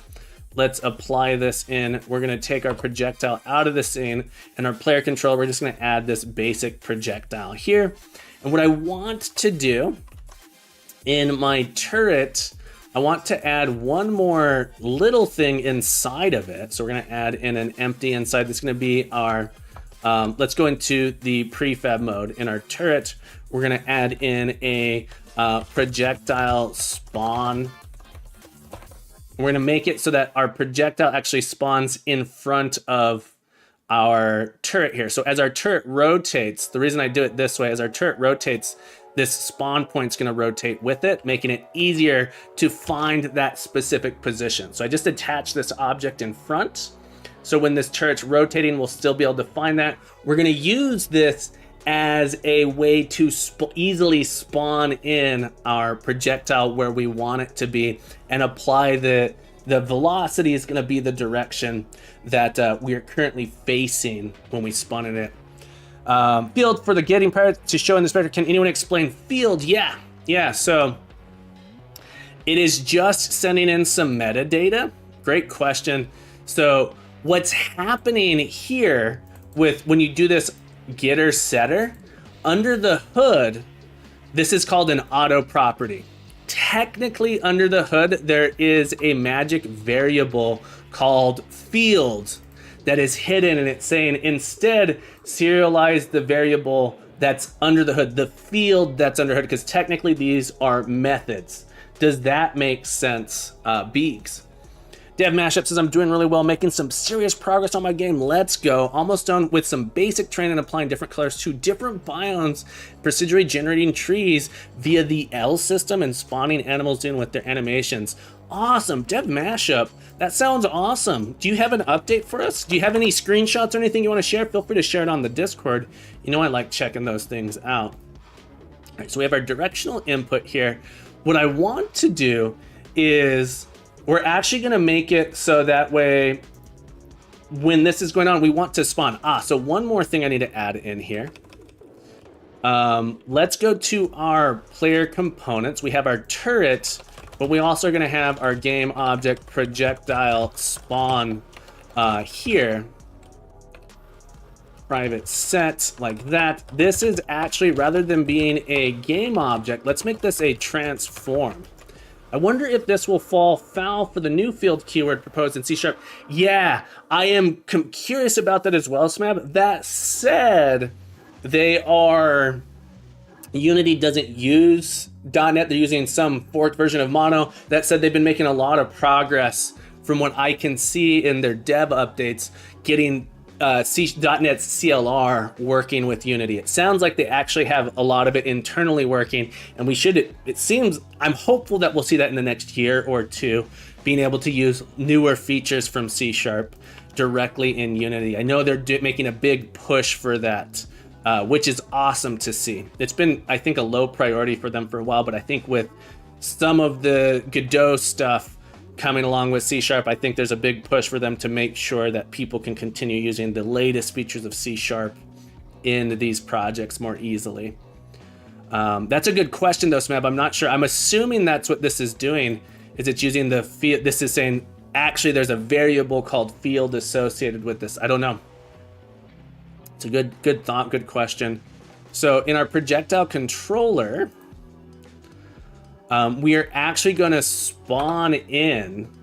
We need a delay on our spawner as well. This is going to spawn a ton of these right away. So this is going to spawn a new bullet every frame. So we'll have to add a cooldown to our projectile. But we're going to do for now player dot projectile spawn. Player dot projectile. Hang on. We also have a player dot weapon. Okay, so we're going to do instantiate player.weapon. Okay, so this is going to instantiate a projectile controller. Controller projectile. It's telling me I actually don't need this. I can figure it out from the type there. We're going to do projectile dot velocity. What did I call it? Dot direction. I must have made it. Oh, direction is going to be equal to our direction input. Like that. And then we want to set the projectile dot transform is going to be equal to our player dot projectile spawn dot position, like this. So we're going to spawn this weapon out there in the direction we're facing, firing the direction that we want. We probably need to apply the same rotation, projectile dot transform dot rotation. There's a trick here which isn't going to quite work, I think. not projectile spawn dot rotation. When we go to add in our triple shot, this rotation is we're gonna have to do something special with it, I think, to rotate each of the projectiles. I'm not 100% sure. We'll find out when we do it. Let's see how we did. It's a twin shooter. Is this a game where you shoot stuff? Yeah, so the twin stick shooter. There's no rigid body attached to projectile clone. Hang on, let's go to our projectile. Let's go to our script. When we wake up, ooh, interesting. When we're spawning, doesn't have a thing to it. Do we need some cooldown? We're gonna need cooldown, Malt, absolutely. We're gonna need a cooldown on it, absolutely. I haven't gotten there yet. I wanna get this working, then we're gonna add a cooldown to it. That I was mentioning that too, yeah, the cooldown's not gonna be enough. Practical, how you been, folks? If you guys don't know Practical NPC, is that what's it, PNPC? Is it just NPC? What is my command for you? Oh no, shout out. Let's give a shout out to Practical NPC. I bet it's just Practical. I gotta update this as well. Folks, if you guys don't know, Practical NPC is one of the, is a fantastic game developer here on Twitch. Be sure to give him a follow. He's making a very, very challenging precision platformer action puzzle game. It just recently got kickstarted. Funded in under 3 hours. Give him some love. You're not going to want to miss out on this game. One of my most anticipated games for Sue. Practical, I hope you've been well. Good morning, my friend. Happy Saturday. We got to take a break here. We've been going for 2 hours. I really want to get... all right, let's look at what's going on. Missing component. There's no rigid body attached to projectile clone. It's... I put a rigid body, not a rigid body 2D. Is that what happened? Either that or in my code. Yeah, I think I put a... Yes, I put a rigid body, not a rigid body 2D. Oops, let's get rid of that. Rigid body 2D is what we want. And this has a gravity scale of 0. There we go. Mixing, matching. Tuber with a hat! Tuber, we're gonna save your hat for later. We'll put it on now, but we're gonna have to save your hat because we gotta take a break here. We've been going way too long, 2 hours, no break. That's unusual for me. All right, so now we should have, come on, no backing field. Player component has not been assigned. All right, I got too many issues. Projectile, dot transform, dot game objects, dot transform, game object, dot transform. All right. Why did it even let me do projectile.transform? That's so interesting. It's still an issue. The backing field of player component has not been assigned. I am a little bit confused by this.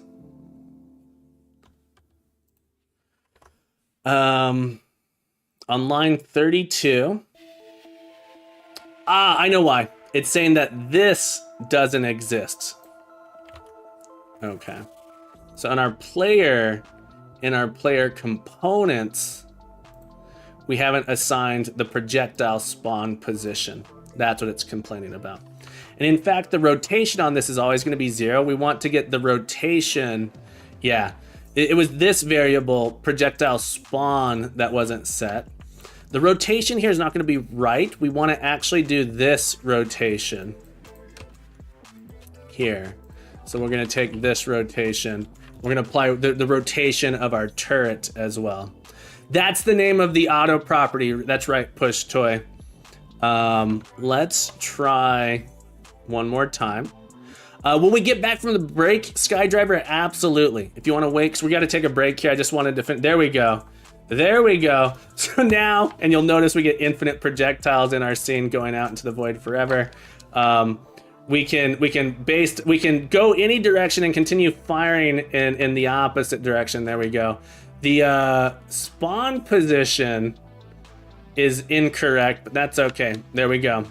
Object pooling time, Tuber Tugger. We're going to be lazy. We may not need to do an object pool. We could do an object pool. It could be fun to do that. All right, we're gonna do a commit here because we got the basic firing done. Get status, get add, get commit, feature, implement, basic, projectile slash turret controller. Let's go ahead and push this up. All right, folks, we got to take a break. Then we're going to reset the hat stack. We're going to get ourselves some more bean water. We're out of bean water. I'm going to finish this off. Top up our bean water. We're going to refill our fresh water. We're going to take a quick break. Don't go anywhere, folks. Captain Coder will return momentarily. Hang tight. Don't go anywhere.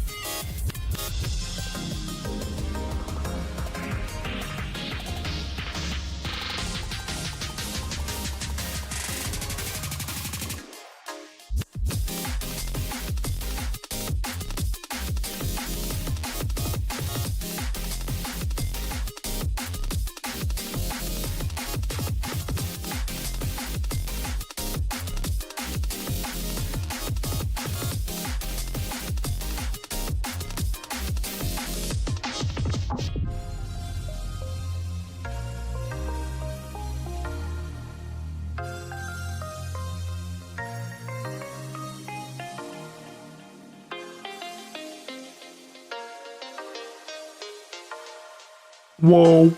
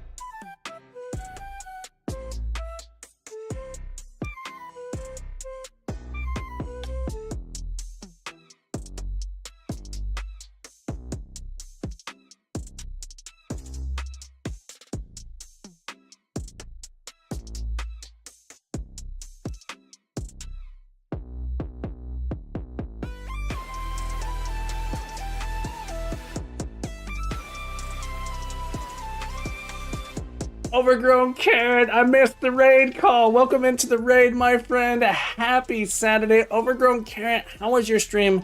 If you already raided and running, no worries. I hope you're having a beautiful day.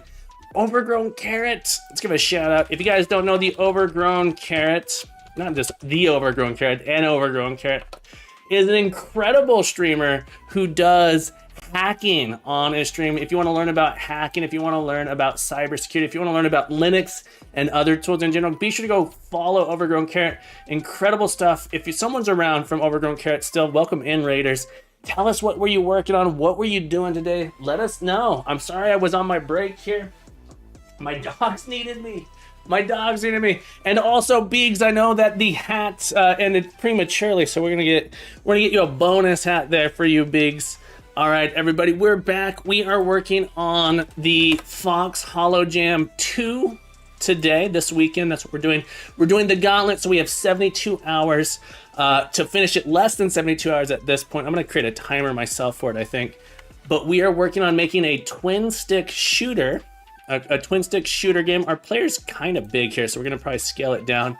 But the idea is that you can move around with one joystick side, and then fire with the other. What I would like to do, so the direction we're firing is a little triangle on top. This is our turret, and then the actual dinosaur here. You're riding a triceratops is the idea. We want to add a little, you'll notice this fires super fast. The bullet's super slow. I'm surprised how slow it is. Let's go see what's going on with it. I bet it's set, it is at, let's try doubling the speed here. Let's see how that does. It's a little bit better. Might even make it faster. We might set it to 15. There we go. There's our projectile. You know, I'm not convinced that we should actually set a much bigger cooldown than this. We are going to add a little bit of a cooldown, but the cooldown is not going to be by much. But that's going to be the speed of our object there. And what are we going to do here? The They Never Messes. Consider transform, set, position, and rotation in that method. Ooh, good call on that. They Never Miss. Welcome back to the stream, by the way. It's great to see you. Great idea. Set, position, and rotation. So we do projectile.set, game object.set transform.set position and rotation. I like that. Our spawn position feels like it's in a weird spot, and I don't quite understand that. So we're gonna add a little debug dot to it so we can see where that is in the inspector. I was thinking it would be moving probably, but it's not. Enjoy your day, Dev Mashup. Thank you so much for hanging out. Then I fix some bugs that I introduced, like generating a row of chunks instead of one chunk per update. Gotcha. Have a beautiful day. Remember to keep coding, keep growing, keep being the best you can be. You're welcome back anytime. Thank you so much for hanging out. Dev Mashup, I appreciate it. Okay, so let's make sure that this change didn't break anything. And They Never Miss. Thank you so much for that. Add They Never Miss. They never, why can't I? They Never Miss with 3 S's. 125 points. Thank you so much for that. Yeah, we want to make it sweet. We want to make it, there's several things we need to do. You'll notice in our scene, we're getting a zillion projectiles here. There's several things we can do. Skydriver with the Q list, let's go.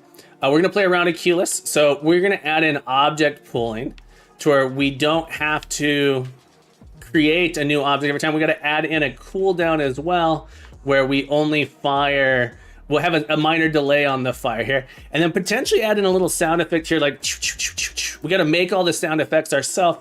Maybe we'll find a noise generator, I'm not sure, but we're gonna play a round of Q list first. Skydriver, thank you so much for the redeem. I'm sorry, look, I got distracted. The most important part of the stream besides learning, look, we learn how to spell, we learn how to roll dice. Let's get the doc cam up here for anyone who hasn't played Q list with us before. Q list is one of my favorite games. It's a word dice game, kind of like Scrabble. It's a solitaire game. Comes inside this little container here. Let me turn off this bright light for us so it's a little bit easier to see here. We're gonna take these dice, we're gonna shake them up, we're gonna roll them, and then our goal is to create, there we go. We need to create a grid of words out of these letters.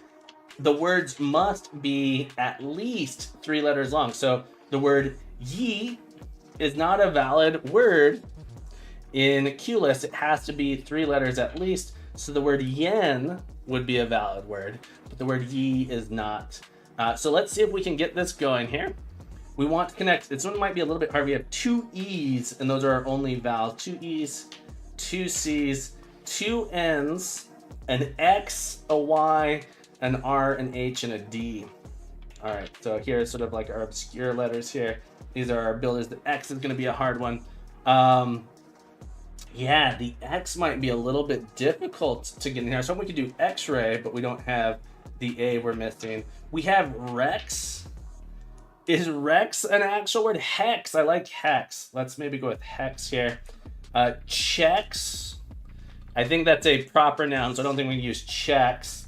But maybe, I'm not sure. Hex, Zen, D-E-N, is D-E-N a word? Someone could correct us if that's not a word. But we got hex, We're gonna add in something else. Let's see if we can get a long word coming down off of here somehow. Recent, reset, recent. We need a T. This one's hard. Ref, red.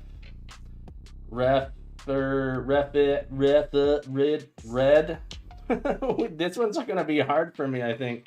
Readin, recede. I don't think we need two E's for recede, don't we? Oh man, this is quite the tough one.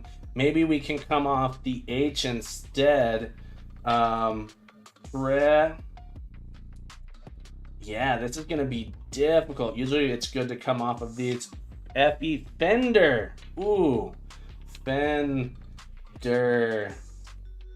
There we go. Fender's a good one. So now we're gonna make some. Now we got some space to work here.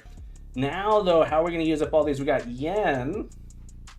Could do yen there. Cry. Cry is a great one because it doesn't use up a vowel. So we could potentially have cry and put it off somewhere else if we, fend is a word. So we could potentially use this E somewhere else and maybe the R in another spot. Cry is a good one. I like cry. We could potentially build off of cry as well. Maybe there's another X word we could do. Cry, dry. Dry is another. Ooh, we could do dry. And then we keep fender down here. Dry is another one. It's a good observation here. Wish checks was a word. C, the cry was good because it used up both of these, or used up one of the C's. Cry,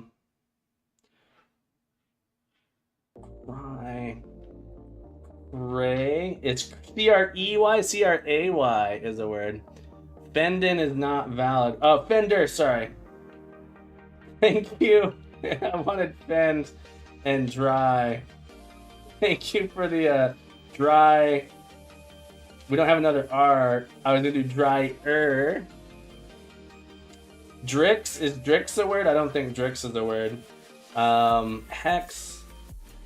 Vex would be nice. Vex, Felix, fend. Ooh, this one's hard. We need attention, all lurkers. Captain Coder needs your assistance with this particular Q-lish round. This one's tough. What if we did Rex? We're just gonna. Can someone check and see if Rex is a valid word? Could do Rex.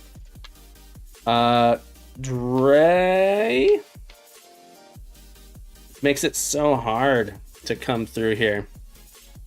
Like Fender. Rex is valid. Okay. Rex. Dry. X. Now it's coming. This E is so useless here. Rex. All right, let's put Fender back on there. Fend. Can even do fend by itself. I accidentally moved that. Oh, this was a C. Fend. Den. Not helpful here. Den. End.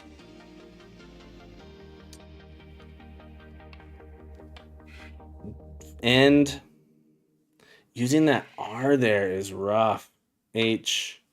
I really like the CRY, the DRY. End. Fend. Yen.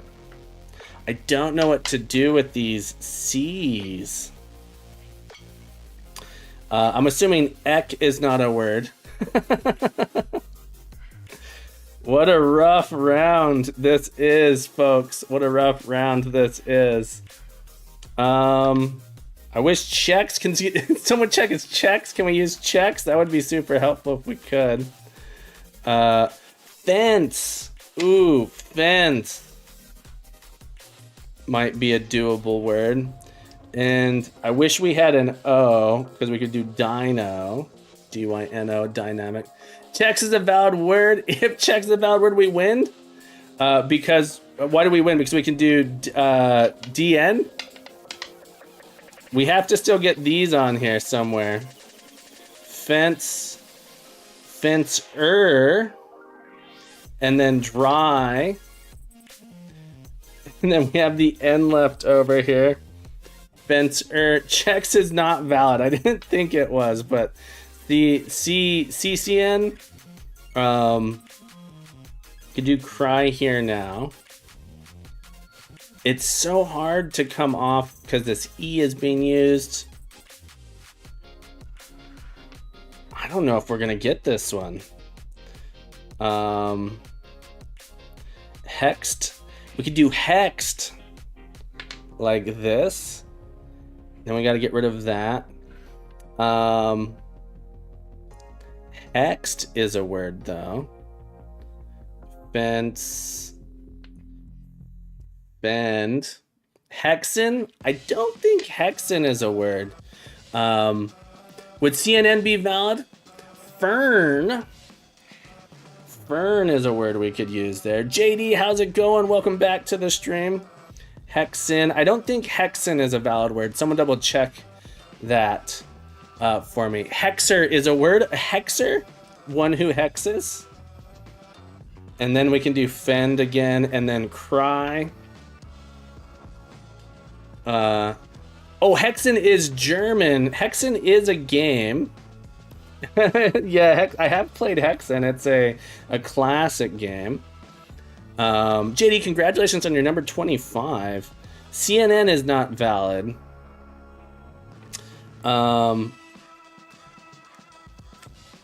Den.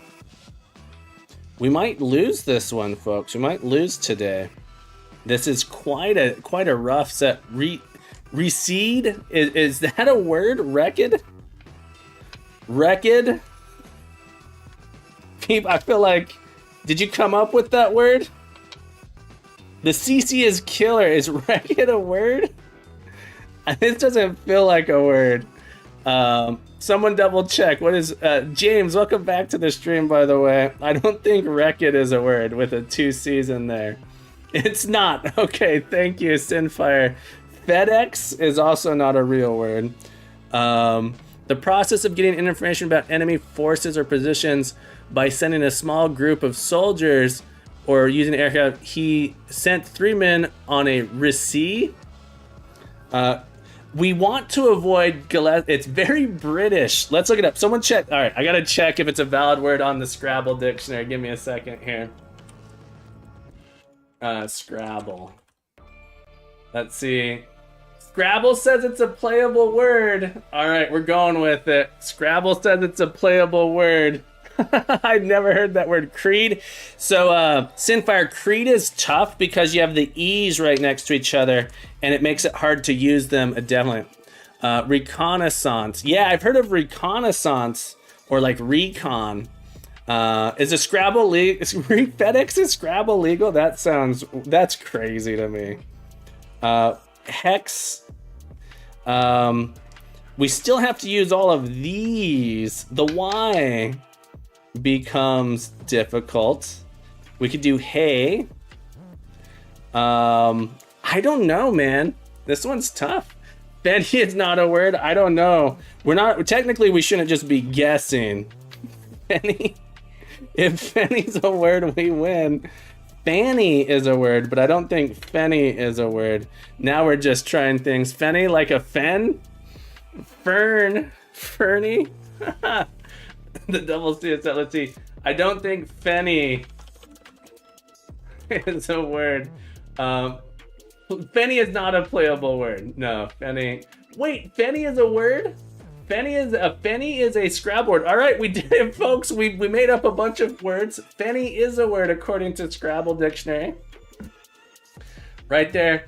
Fenny is a playable word in Scrabble. We got it. We got it.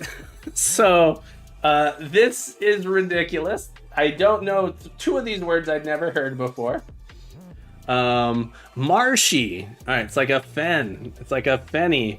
All right, let's get our light. We're gonna do the, let's take a screenshot here. Let's add this to the Q-list Hall of Fame. This one feels like it should be part of the Q-list Hall of Shame because we cheated a little. It's a tough round. It was a tough round. Go, Fetty. That's right, Malk.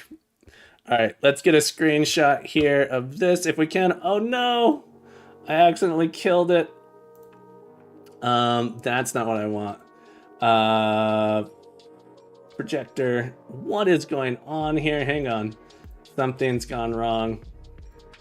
There we go. All right, let's get a screenshot of this. We'll add it to the Q-list Hall of Fame over on the Discord. There we go, copy to my clipboard. Let's switch to our desktop here. Looks a little funny to me indeed. Thank you, Kev, for playing a round of Q-list. Thank you so much for redeeming a round of Q-list. Incredible, incredible stuff. Let's come over to our Hall of Fame, Q-list Hall of Fame. Find it here, live stream, Q-list Hall of Fame. Over on the Discord, folks. Probably the most British solution. I'm glad we got a lot of British people here to help me out. Folks, if you want to see all of our previous solutions, you can find that over on the Discord in the Q-list Hall of Fame. We got wrecked. We're getting reseed, reconned, wrecked. How do we pronounce this? Wrecked, Fenny, and Hex. 2 new words for me. Hex is the only word I contributed. Thank you guys so much for the help. Points. Add all 500 points to all you beautiful people for your assistance. I appreciate it greatly. Let's come on and get back into it here. We're gonna hop back into our game. Okay, what I want to do next, there's a couple things that we could do, but what I want to do next is we're gonna add a cooldown to our weapon. It fires a little bit too, maybe it fires too fast. I think it fires too fast. We're gonna add a cooldown to it of just a moment, just a second, or like less than a second, a few milliseconds there.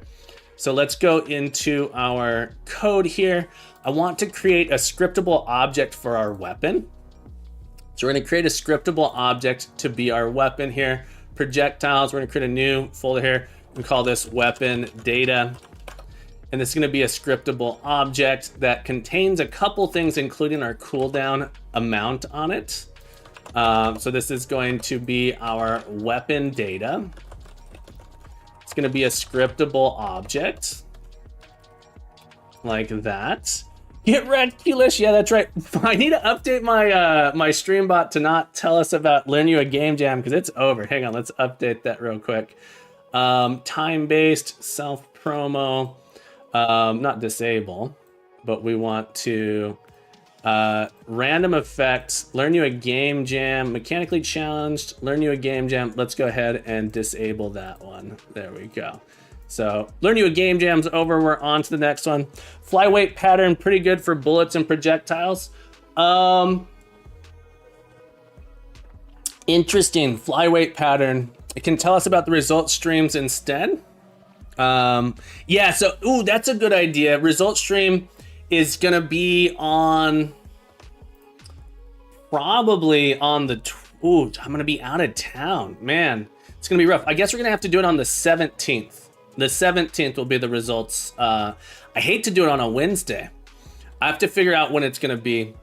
I overbooked myself for July. July's a rough month for me because that's when my partner's birthday is. That's when 4th of July is. There's a lot of summer stuff going on, so I kind of overbooked myself a little bit. We'll have to figure that out. But this is going to be a scriptable asset. Let's create a file name. Smab, we'll have to figure that out. Weapon data, and then the menu name is going to be a new weapon. And so the weapon here is going to have a projectile controller, projectile. It's going to have a float cooldown as well. The default cooldown, let's go with 0.5. That might be worth it. It's going to be a bazooka. Yeah. And then we'll have like we're probably going to end up having an amount that you're allowed to have with the weapon. So when you get to power up the weapon, you'll only have so many shots with it before it runs out. But I'm going to try not to over-engineer, try not to think too far ahead down the road. Formal Food Foundation, Formal Goose, how you been, friend? Welcome back to the stream. We are making a bazooka. Not quite, but close enough here. I hope you've been well. Glad to hear it. Glad to hear it. So now our player component, instead of having a projectile, it's going to be a weapon data that it has here. And instead of using the instantiate here on the weapon, it's going to be player.weapon.projectile. And then we're going to have a little timer that we set that says can fire again. That will reset. We're going to do a little coroutine that will reset that after the specified amount of time. Let's go ahead and come in here. We have to make a new weapon.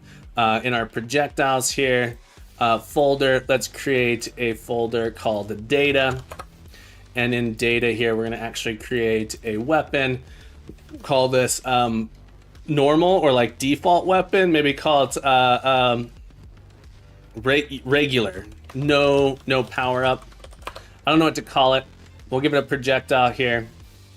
The projectile is coming from this here. We'll call this just like a regular bullet, maybe I should rename it. And then our cooldown, we'll keep in this basic here. We'll see if this is enough for it on our player. We're gonna go ahead and give the player this weapon. Let's go ahead and apply this to our prefab here. Make sure that we can still shoot. We can. Marshmallow gun, old Contra style. Yeah, I got the marshmallow gun. Little pea shooter, that's what we should call it, pea shooter. Shoots peas. Pea shooter. Even better. So we start with the pea shooter like that. Let's add a little cooldown to it here. So I'm going to create a variable here called private. Maybe it should even be public. Public bool is can fire. We'll do a get private set on this for now, just so that we can observe it in other things. I don't know that we actually need that. We're going to go ahead and serialize this. Let's get a little last move. Not using that in our turret controller at all. Try something, Dev. Welcome back to the stream. How you doing, friend? Happy Saturday. Hope you're having a beautiful day. Let's come down here. We have our can fire. We're going to do a private enumerator cooldown weapon, and we can even add a little thing that cools it down a little bit, have a little animation, but for now we're just going to do this cooldown weapon.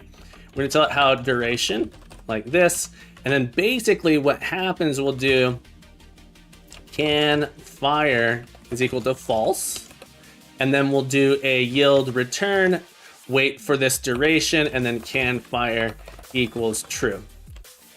So instead of firing it here, we will actually do a let's create a method, private void fire, like this fire. We're gonna rotate, and then we actually fire like that, and then the fire itself will say if can fire. If we can't fire, do nothing. Otherwise, we'll fire, and then we'll start the coroutine cooldown weapon, and the weapon duration will be player.weapon.cooldown like this. So we have a little bit of a cooldown on it. It doesn't fire every frame. We have some amount of time we have to wait before we fire. All right, let's give it a shot. Let's see how we did. It's hard to remember when the 4th of July is. It's true, Smav. It's true to heart. It's very difficult. All right, so its default value is false, so we actually need to make our when it start canfire needs to start as true here. There we go. I foresee bugs happening in this way, so we might not want to do this as a coroutine. Yeah, so hang on. Let's come to our player. Can fire needs to start as true. Instead, it probably needs to be on cooldown. Ooh, that looks pretty good. There we go. That fire rate feels really good. And we can adjust the pea shooter's cooldown, so we could actually make it slower if we wanted to. 0.1. So now it fires. 0.1 even feels pretty good. Like that. 0.2. Let's see what that looks like. There we go. I think 0.1 felt really good. I feel like we're spawning in the wrong spot. 0.1, 0.5 even felt quite good. It feels like we're spawning in the wrong spot. I want to add a little thing so we can see where that is. Something's wrong with the rotation of it as well. Also, folks, I want to make sure we give a shout out to JD Does Dev, who is the inspiration for this twin stick shooter game. Like If you guys want to check out an incredible Godot game dev, working on all kinds. kinds of stuff, be sure to give him some love. JD, thank you so much for coming Not in. the Thanks captain, for the but my impression. eyebrows also move in a way like the captain. JD does a lot of work in Godot. He knows PHP really well. Doing awesome stuff. Be sure to go check out his game dev. JD, thank you so much for hanging out. Drixevil, thank you so much for follow. Drixevil, I'd like to thank you for following me now. Drixevil, thank you for the follow, my friend. You're probably right. Here, let's look at our projectile. The bullet is underneath. No, it's in the right. It's spawning above stuff. We should probably add in a sorting layer here. Let's add a layer. Sorting layer. We're actually going to create one called projectile here. So it's a little bit easier to tell. Our projectile, let's go ahead and come into our actual bullets. And yeah, the position is off here is what's going on. There we go. Inside of our prefab, the position wasn't centered. There we go. That is fixed it. So that is what was causing this issue. The sorting layer should be projectile here, and then we don't have to deal with this. We'll adjust those in a moment. All right, so there we go. Now it shows up in the right spot. Maybe even the projectile should be a different color or have a border around it. What's cool is because we've done it as a prefab, it'll be easy to adjust that in there. There we go. There we go. It wasn't the sorting layer, it was that there was a weird offset to it. All right, so now we have this going like that. We're riding our Triceratops. We're firing like a madman. Whee! Look at us go. Look at us go. All right, I'm pretty happy with this. Let's get another commit going in here. Get status, get add, get commit, feature, add weapon, cooldown. Let's add in a I think it's not a terrible idea to add in an object pool for this. I don't think it's entirely necessary, but it's not a bad idea because we're gonna be shooting so many projectiles. We're gonna have so many enemies. Object pooling probably is the way to go to keep the game from getting super laggy. So object pooling, what it does is you actually have a bunch of these objects already in existence. So that way you don't have to respawn them. So we can set like a limit of, well, we'll make up to 50 of these projectiles and then we'll reuse them over and over so that we don't have to keep spawning in new things. Give me just a second here. I'll be right back. Don't go anywhere.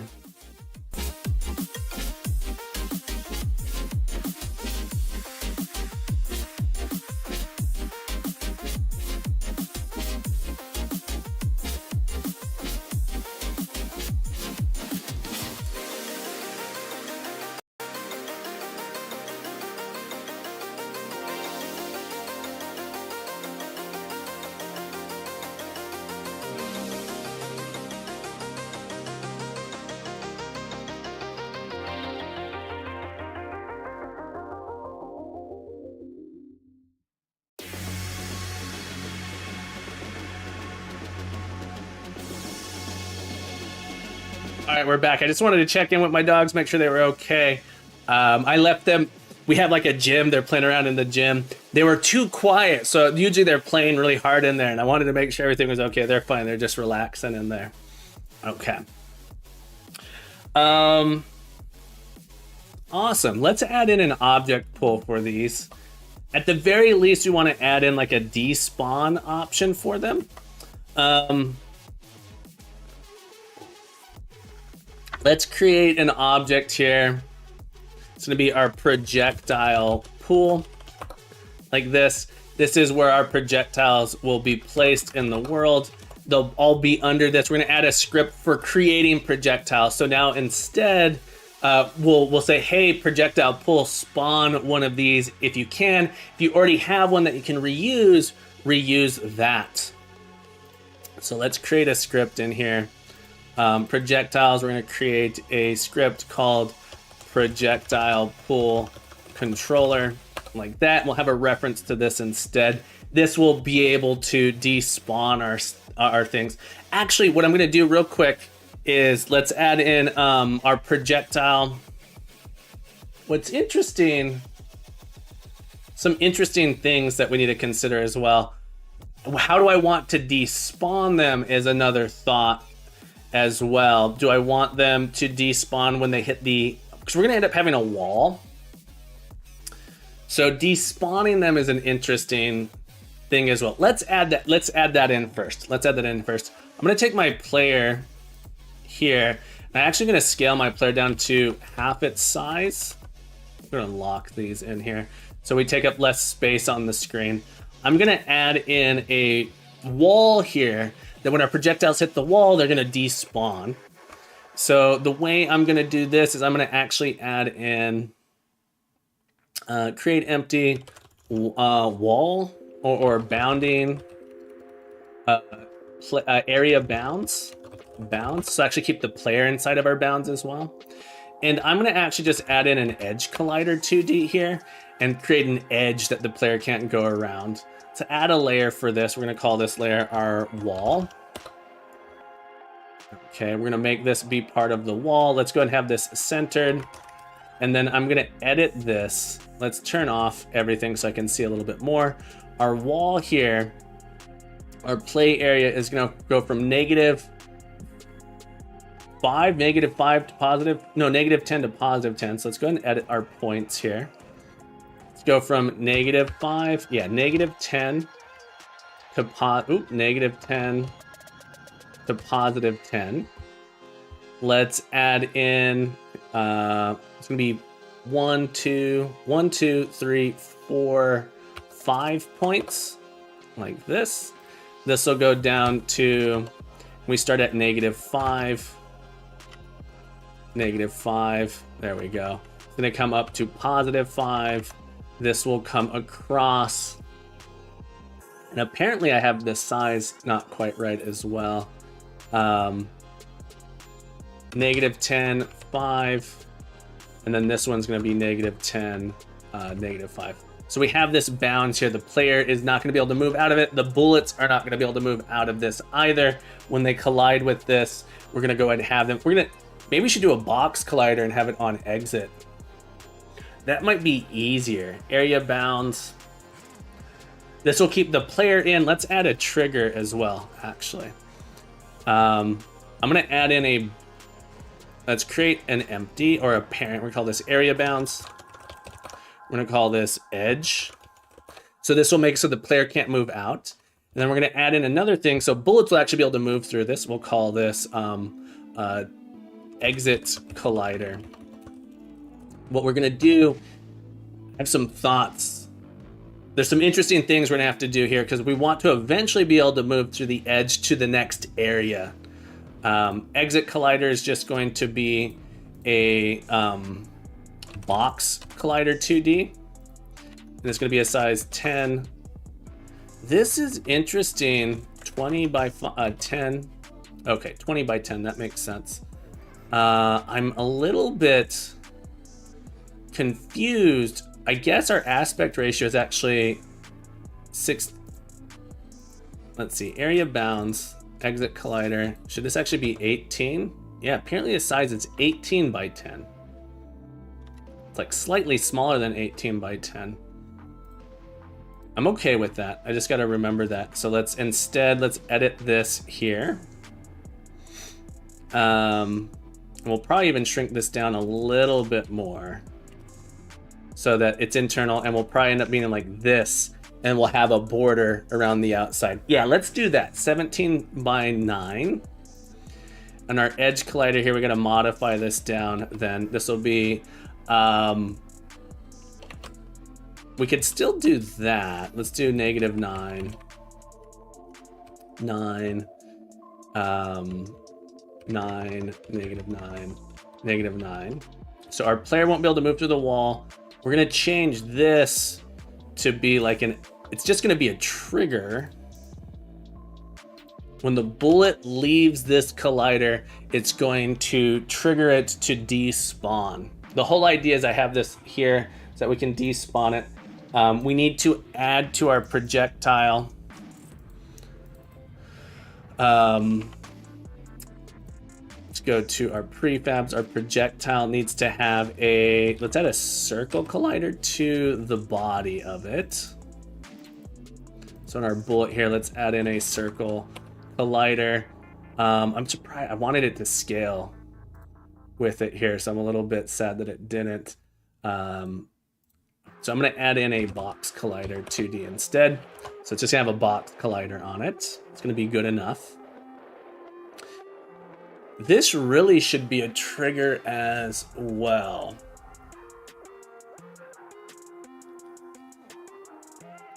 Because we want to have some logic when we hit these things. So, but it does have a, I'm curious here.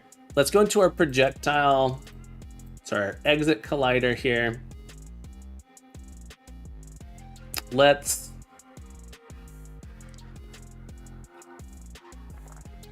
add in a script that lets us get information to our colliders when they collide with it. So I'm going to add a script here. Let's create a folder. I'm going to call this game or like play mode arena. We'll call it arena. We'll create a script here. This is, and it's also this is more of a generalized script. Let's create a scripts folder. Scripts. The generalized script. We'll create a script here. It's gonna be trigger collider, and we're just gonna have some stuff that we can forward events to other things using our trigger collider. Okay, so our trigger collider here. Really, the trigger collider for now have a couple things on it, but I'm gonna start with just public void on trigger enter 2D. I think that's right, collider other. Let's go double check. I always get the name of this wrong. So make sure it's trigger enter, not trigger entered. Unity. On trigger enter 2D, collider 2D. Okay, we're gonna say, when this happens, we can forward this message off to another, to something else. So we can register the bullet on this trigger. So I'm going to add in a public Unity event on, we want the exit. So it's when we actually exit this thing on exit. That's right. We want to see if, no, this isn't quite right. We only, on exit, really we want to say if other dot rigid body dot try get component projectile out projectile. I'm gonna say if the thing that we're hitting here, yes, it's gonna be our arena. I wanted to make it more general than this, but that's okay. Let's change this to be our arena trigger collider. Here, when something exits, if it happens to be a projectile, we're going to tell the projectile dot, we're going to tell it to destroy itself. So we have our projectile controller. And the projectile controller is going to have a public void despawn here. And for now, this can just be game object. We can just destroy this game object. When we connect this to an object pool, we'll be able to optimize this.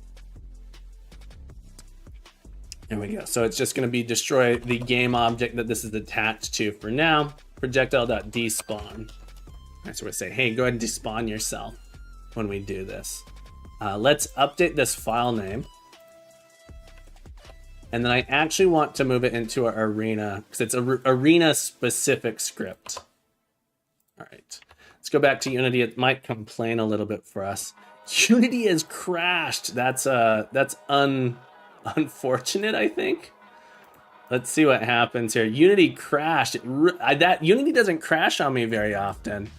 It did not like how many changes I made there. Let's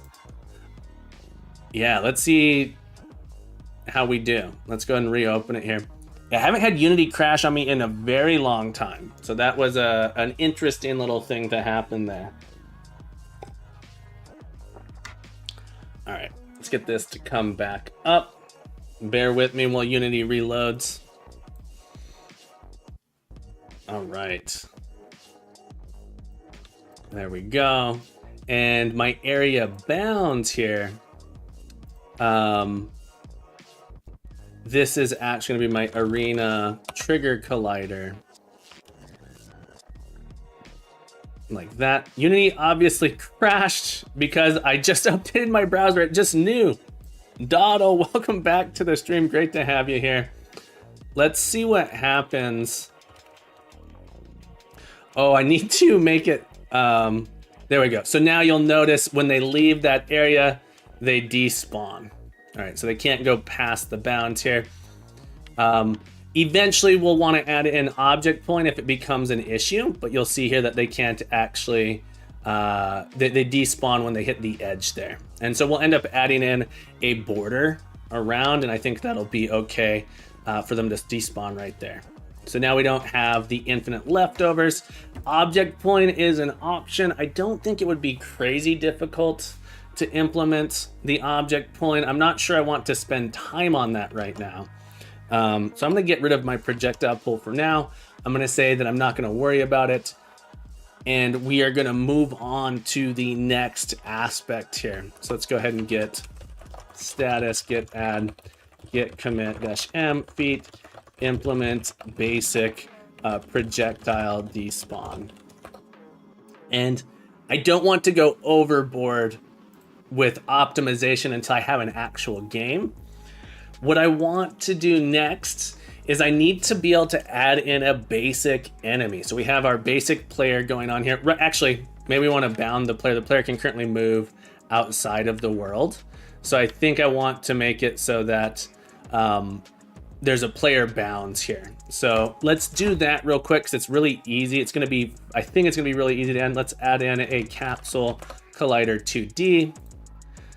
Here, let's, instead of adding it there, I'm going to add it on the main body, actually. Capsule collider 2D. Really hard to see.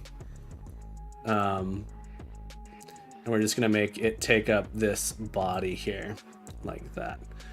Man, that's hard to see. My color choice was maybe a little bit poor. All right, so we should actually end up being stuck inside of the bounds now. So we shouldn't be able to move through yet. So now we're trapped inside of the bounds.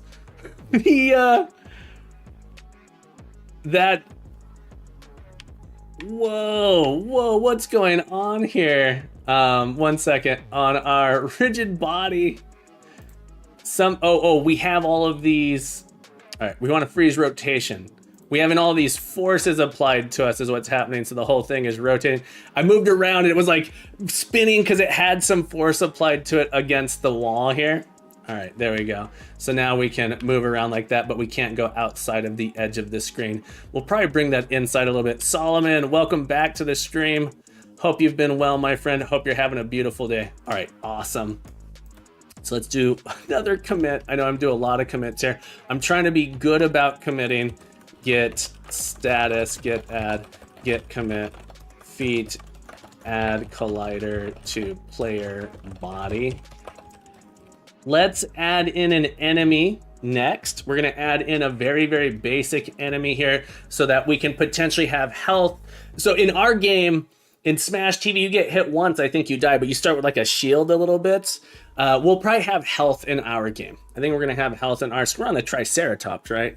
So I think it would be kind of fun if you're on the Triceratops might die, you fall off it. I'm not entirely sure what we'll do. We'll figure it out, but we're gonna add in a basic enemy that we can actually fight and destroy. Congratulations on your number 26, Solomon. Welcome back in. I hope you're having a beautiful day.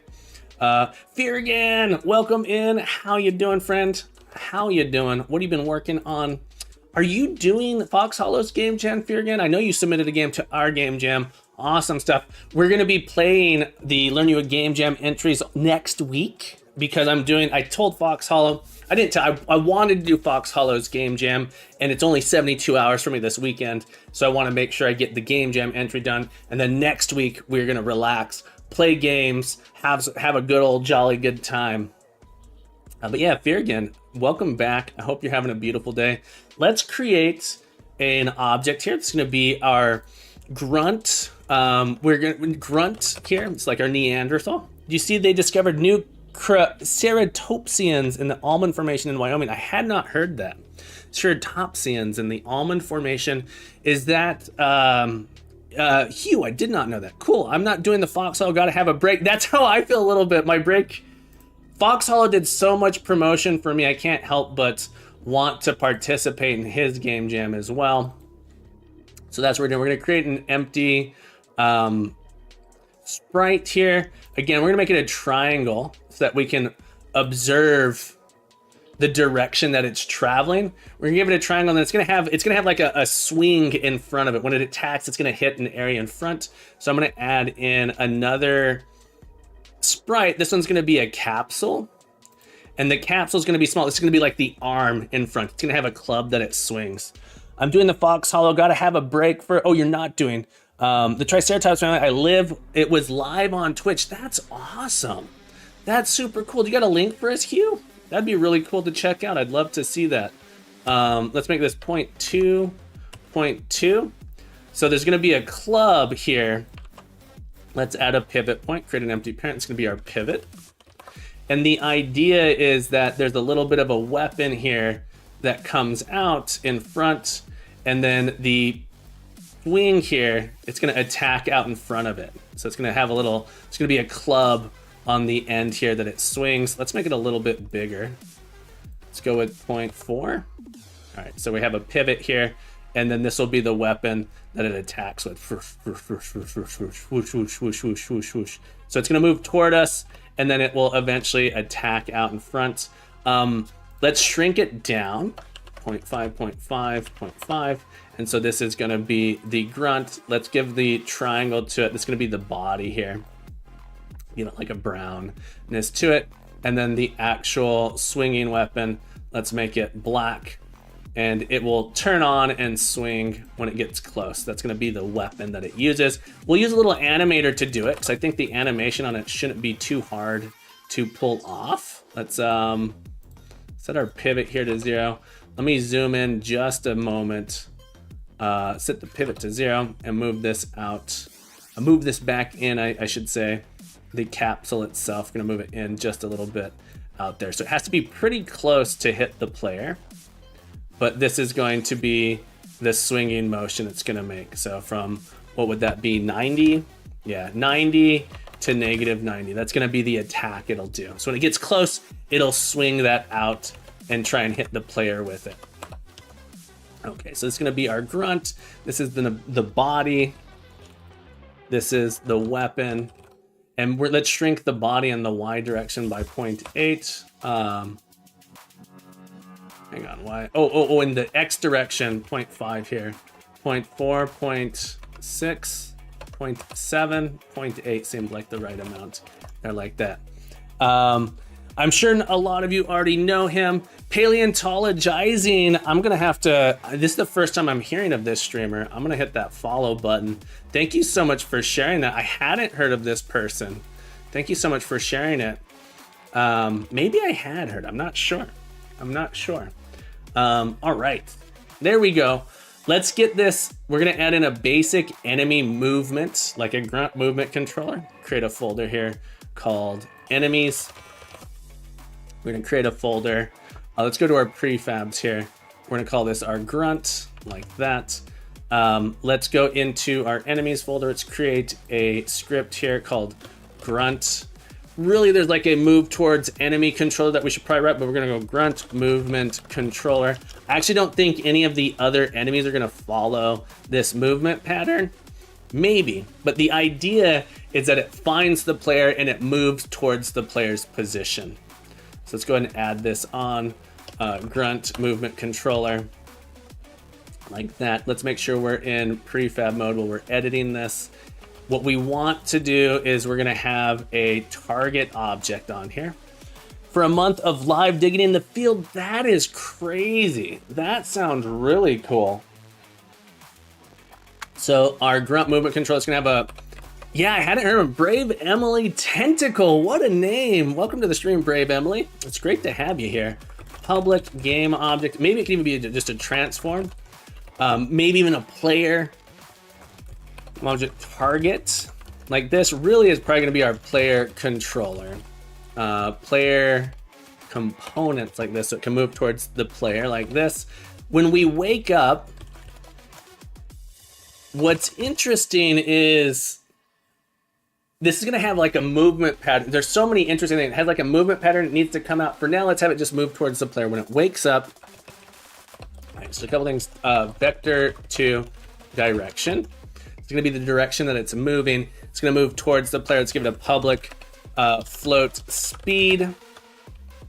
We'll give it 5 for now. We're gonna make it slow. We'll give it 2 for now. It's gonna be nice and slow moving towards the player. When it wakes up, we need to move it with our physics update as well, so it has like a rigid body. I'm thinking of all these things as I go rigid body 2D, rigid body. Let's make this private for now. Awake, we're gonna get our rigid body. Let me get component rigid body 2D, like that. Yeah, Emily, welcome in. I hope you're having a beautiful day. During our update, we're gonna say if target is null, acquire target. So potentially if we had multiple players, we'd want to get a target and just move towards it. So to avoid acquire target, I don't know if we need a bool on it. Acquire target is going to search for, find first object by type, player components. It's going to find our player component, and we're going to say that our target is equal to this thing here.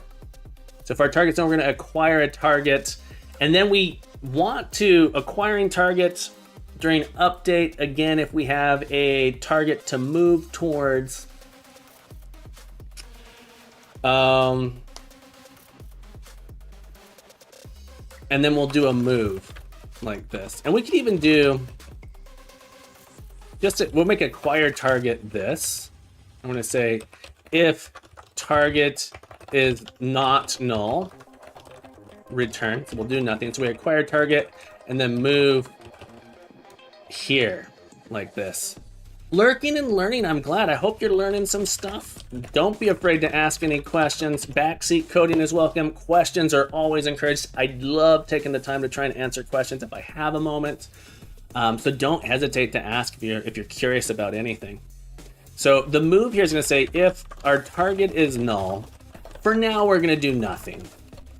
If we have a target, actually it's going to be like, move isn't quite right, so we don't want to move during update. We have to move during fixed update. Instead, we're going to find the direction. Direction is going to be equal to, we need to figure out the direction we need to move towards our player. Vector 2.toward, move towards. We're going to move, yeah, this is great. This is great. We're going to take our position. So this is our transform dot position. And it says move towards our target dot position.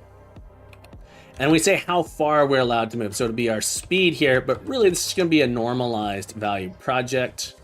Not this just be target dot transform dot position. This is going to set our direction, and then during our fixed update, which is our physics update, This is where we actually have our velocity get set. So let's go into our public, make it private. This is a special method, so it's really our fixed update here. We are going to do our, what's interesting, there's some interesting things I need to figure out here. We need to have like a default movement pattern. I'm wondering if, these should be governed by a rigid body in general, or if these should be kinematic. I'm not sure. We're gonna see how it feels, because making it a rigid body is gonna have like physics forces applied to it, which I don't think I want. If we make it kinematic, we'd have a move kinematic. We can still do that with rigid body as well. But what I was thinking is we'll take our rigid body. Enjoy your day, Woosaw. Thank you so much for hanging out. We'll be back tomorrow morning for more game dev. Remember to keep coding, keep growing. I'm so sorry, Woosaw. 10 more minutes. You're so close. You're so close. We're gonna just set our velocity equal to direction dot normalized times our speed for now, like that. I know. Shoot, 9 minutes. You're so close. Okay, and then we'll need to update our direction as well, so our direction will rotate towards the player as well. This will be our transform.rotation.rotate set look rotation equals quaternion.look rotation rotate towards here. So we have our, how did I do this in my player controller? I'm so confused here. I thought I had it. Projectile, hang on, player, move, controller. Jacob, welcome back. How you doing, friend? From to rotation. From to rotation. Vector 3 dot up, and then our target rotation is our direction like this. So it's gonna be facing the player if the player's out there. Eventually the player will get destroyed. So there's some interesting things here that yeah, my colliders I think need to all be triggers so that physics aren't going to be applying to them. Let's see what happens here. On our grunt, let's add this in. Oh, the rotation should probably be on the body as well, or on the whole thing. We're going to find out. All right, we're going to grunt movement controller target here. Let's go into our scene here. Does our grunt, yeah, there's a bug already. No rigid body 2D. All right, so we got to add in a rigid body 2D. No gravity. Collision needs to be, on our bullet will need to be continuous. Great question, Anti-Jacob. We are working on Fox Hollow Game Jam. When is the final of the Game Jam? Q, when is the final of the Game Jam? For this Game Jam, we have until Monday to finish. So it's a 72-hour Game Jam. That's why I'm doing this before we play the Learn You a Game Jam entries, which I wanted to play on Thursday, Friday. I didn't get a chance to do it though. There we go. We're moving the wrong direction, which is interesting. I think perhaps the order, move towards current. See, what is the target? The vector 2. That is interesting. Yeah, we got, Fox Hollow was so kind to help with my game jam that I want to participate in his as well. We're gonna have to add a body to this. Let's go into our scene here. I want to scene my player, my grunt. Target is player. What's interesting is that we end up moving in the opposite direction, I believe. So if I were to move my player up, nothing happens. Okay, didn't change there. Our direction isn't being updated. Acquire target, move. Direction. This is interesting. And I don't understand this. Let's reduce our grunt's speed to 0 and just see if it should rotate. So when I move my player, it's not changing the directions. My player direct's position is changing. Yeah, my player's position's changing. My grunt, for some reason, it has the target. I just want to, all right, rather than moving towards, all right, rotate towards, vector 2.rotate.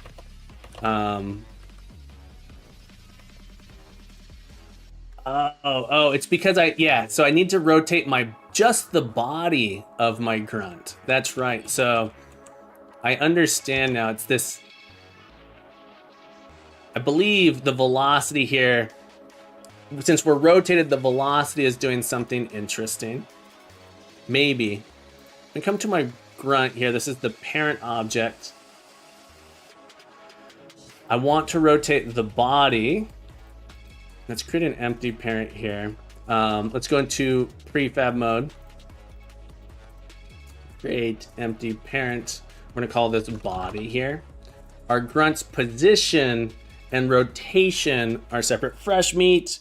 Great to see you. Happy Saturday. I'm doing absolutely fabulous. We'll call this main body. So this is gonna be like our main body sprite here.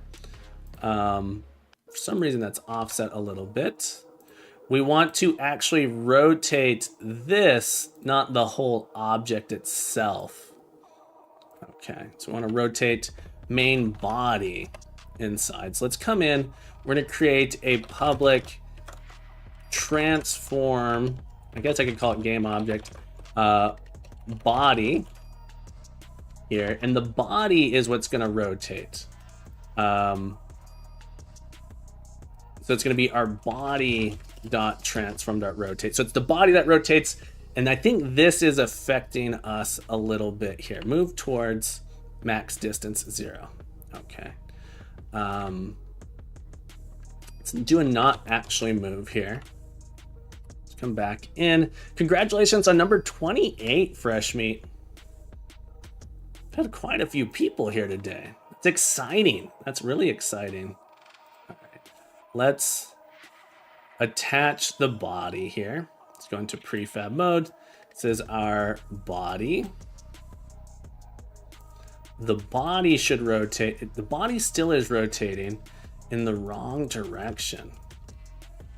I'm a little bit confused. I'm quite a bit confused, actually. All right, our direction is actually changing now. Am I not updating? Well, it is rotating ever so slightly now. You'll notice, but the rotation is so, the direction needs to be normalized. That, I think, is a problem. That is the problem. It's not normalized.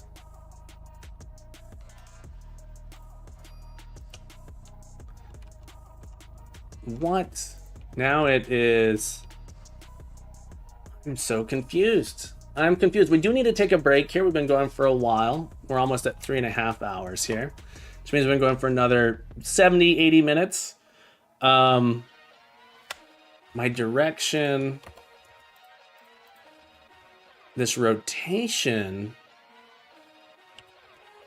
at the very least, this should be normalized. So like this is like the vector to the player. Can I get rid of that?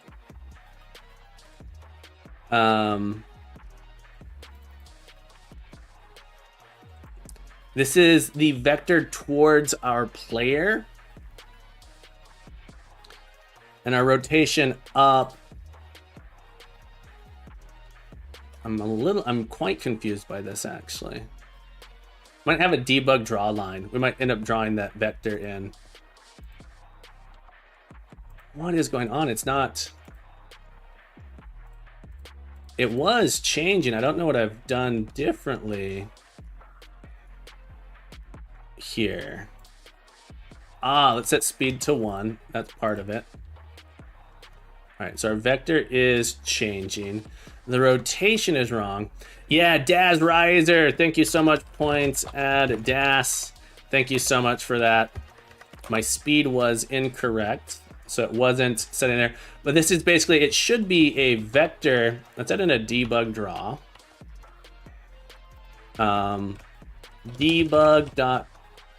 Debug.draw line. And it should be from our transform.position to our direction.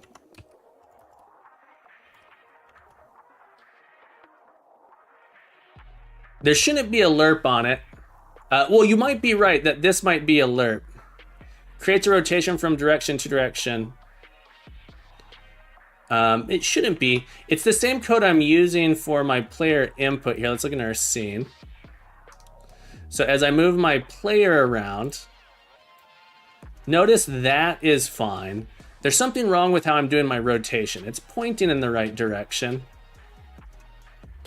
here. Why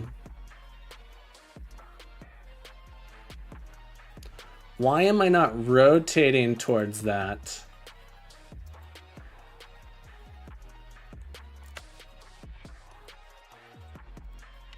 It's the same thing I'm using here. This is why I'm confused by this. The player rotation. Let me look at my body here to see how much the rotation is actually changing by.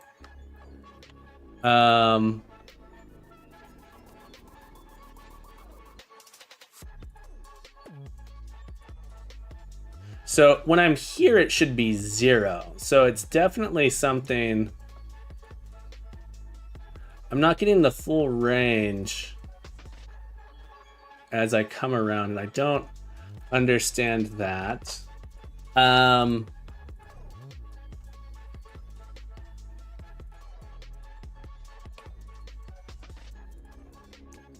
Very peculiar to me. Very peculiar. I'm wondering if it's set this. I bet it needs to be this local rotation. It's setting the rotation based on the world, I think. No, I guess I'm just guessing. What? Local rotation should be the same because, all right.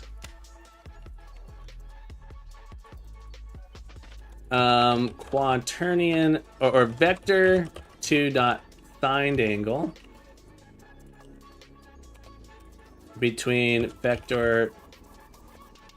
I know why. Do you see the bug? I see the bug. Does anyone see the bug? It's on this line. It's on this line here. I see the bug. Look carefully. From is vector.up. It should be vector.up. You are correct that it is something wrong with the arguments. I'm in 2D land. I'm in 2D land. Vector 3 dot up is on a different. It is different than vector 2 dot up, I believe. That'll do it. So let's try it now. And it shouldn't be local rotation, I don't think. Oh, that's not it. Come on. What is going on? Really? It should still be rotation here, not local rotation shouldn't matter. What? This is wild. All right, let me look at something.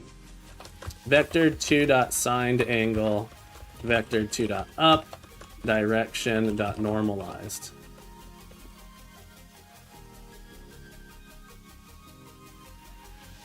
Wonder if like I'm just losing my mind.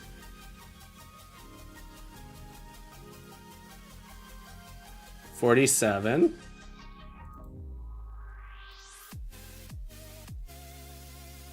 Why is it doing that? That's so weird. Should I not be normalizing it?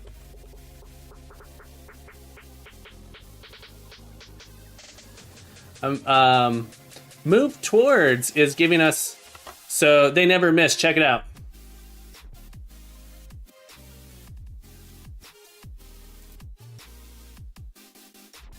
This line is showing the vector that is being used here.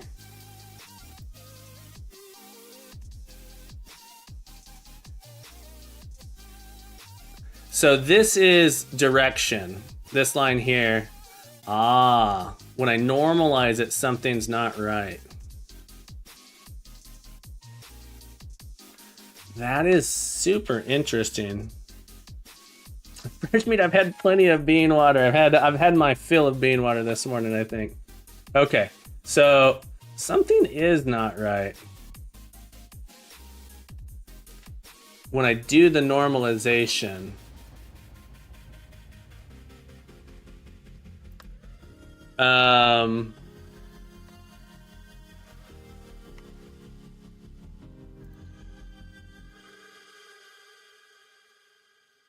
something is wrong. Something is wrong.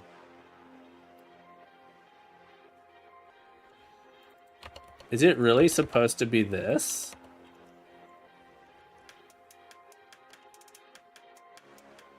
No such thing as having enough bean water. Science, how you been, friend? See, this is, yeah, there's something. When I try and normalize this line, something isn't right with the line. So I think you're right. We do need to take a break. Folks, be sure to check out Science streams. In fact, we've been going for almost 4 hours, so I should probably wrap up. Trying not to do excessively long streams. I've been trying not to do excessively long streams for my own personal health. So I think we're going to wrap up, actually. Rather than just taking a break, I think we're going to wrap up. Folks, be sure to check out Science streams. Incredible streamer, science communicator, besto friendo. Thank you so much for being here. Space Cadet, thank you so much for hanging out. Success is in the eye of the bean holder. This is true. We're probably going to raid over to Fox Hollow Games, who is the host of this game jam. Yeah, Fox Hollow Games is going strong right now. So we're going to raid over to Fox Hollow Games, who is the host of the game jam. We're going to give him some love, folks. So we're going to head over there. His jam starts today. We're going to give him some love. Thank you guys so much for hanging out. Remember to keep coding, keep growing. Hang on, let me get the raid started here. We're going to get over there. Have a beautiful day. I will be back tomorrow. We'll be back tomorrow. Don't miss it. We're going to keep working on this game tomorrow. I'm going to be on the Discord working on it a little bit later today. So keep up with us there. Thank you guys so much for hanging out. Remember to keep growing, keep coding, keep being the best you can be. You're welcome back anytime. I will see you guys tomorrow. Have a beautiful day. Bye-bye.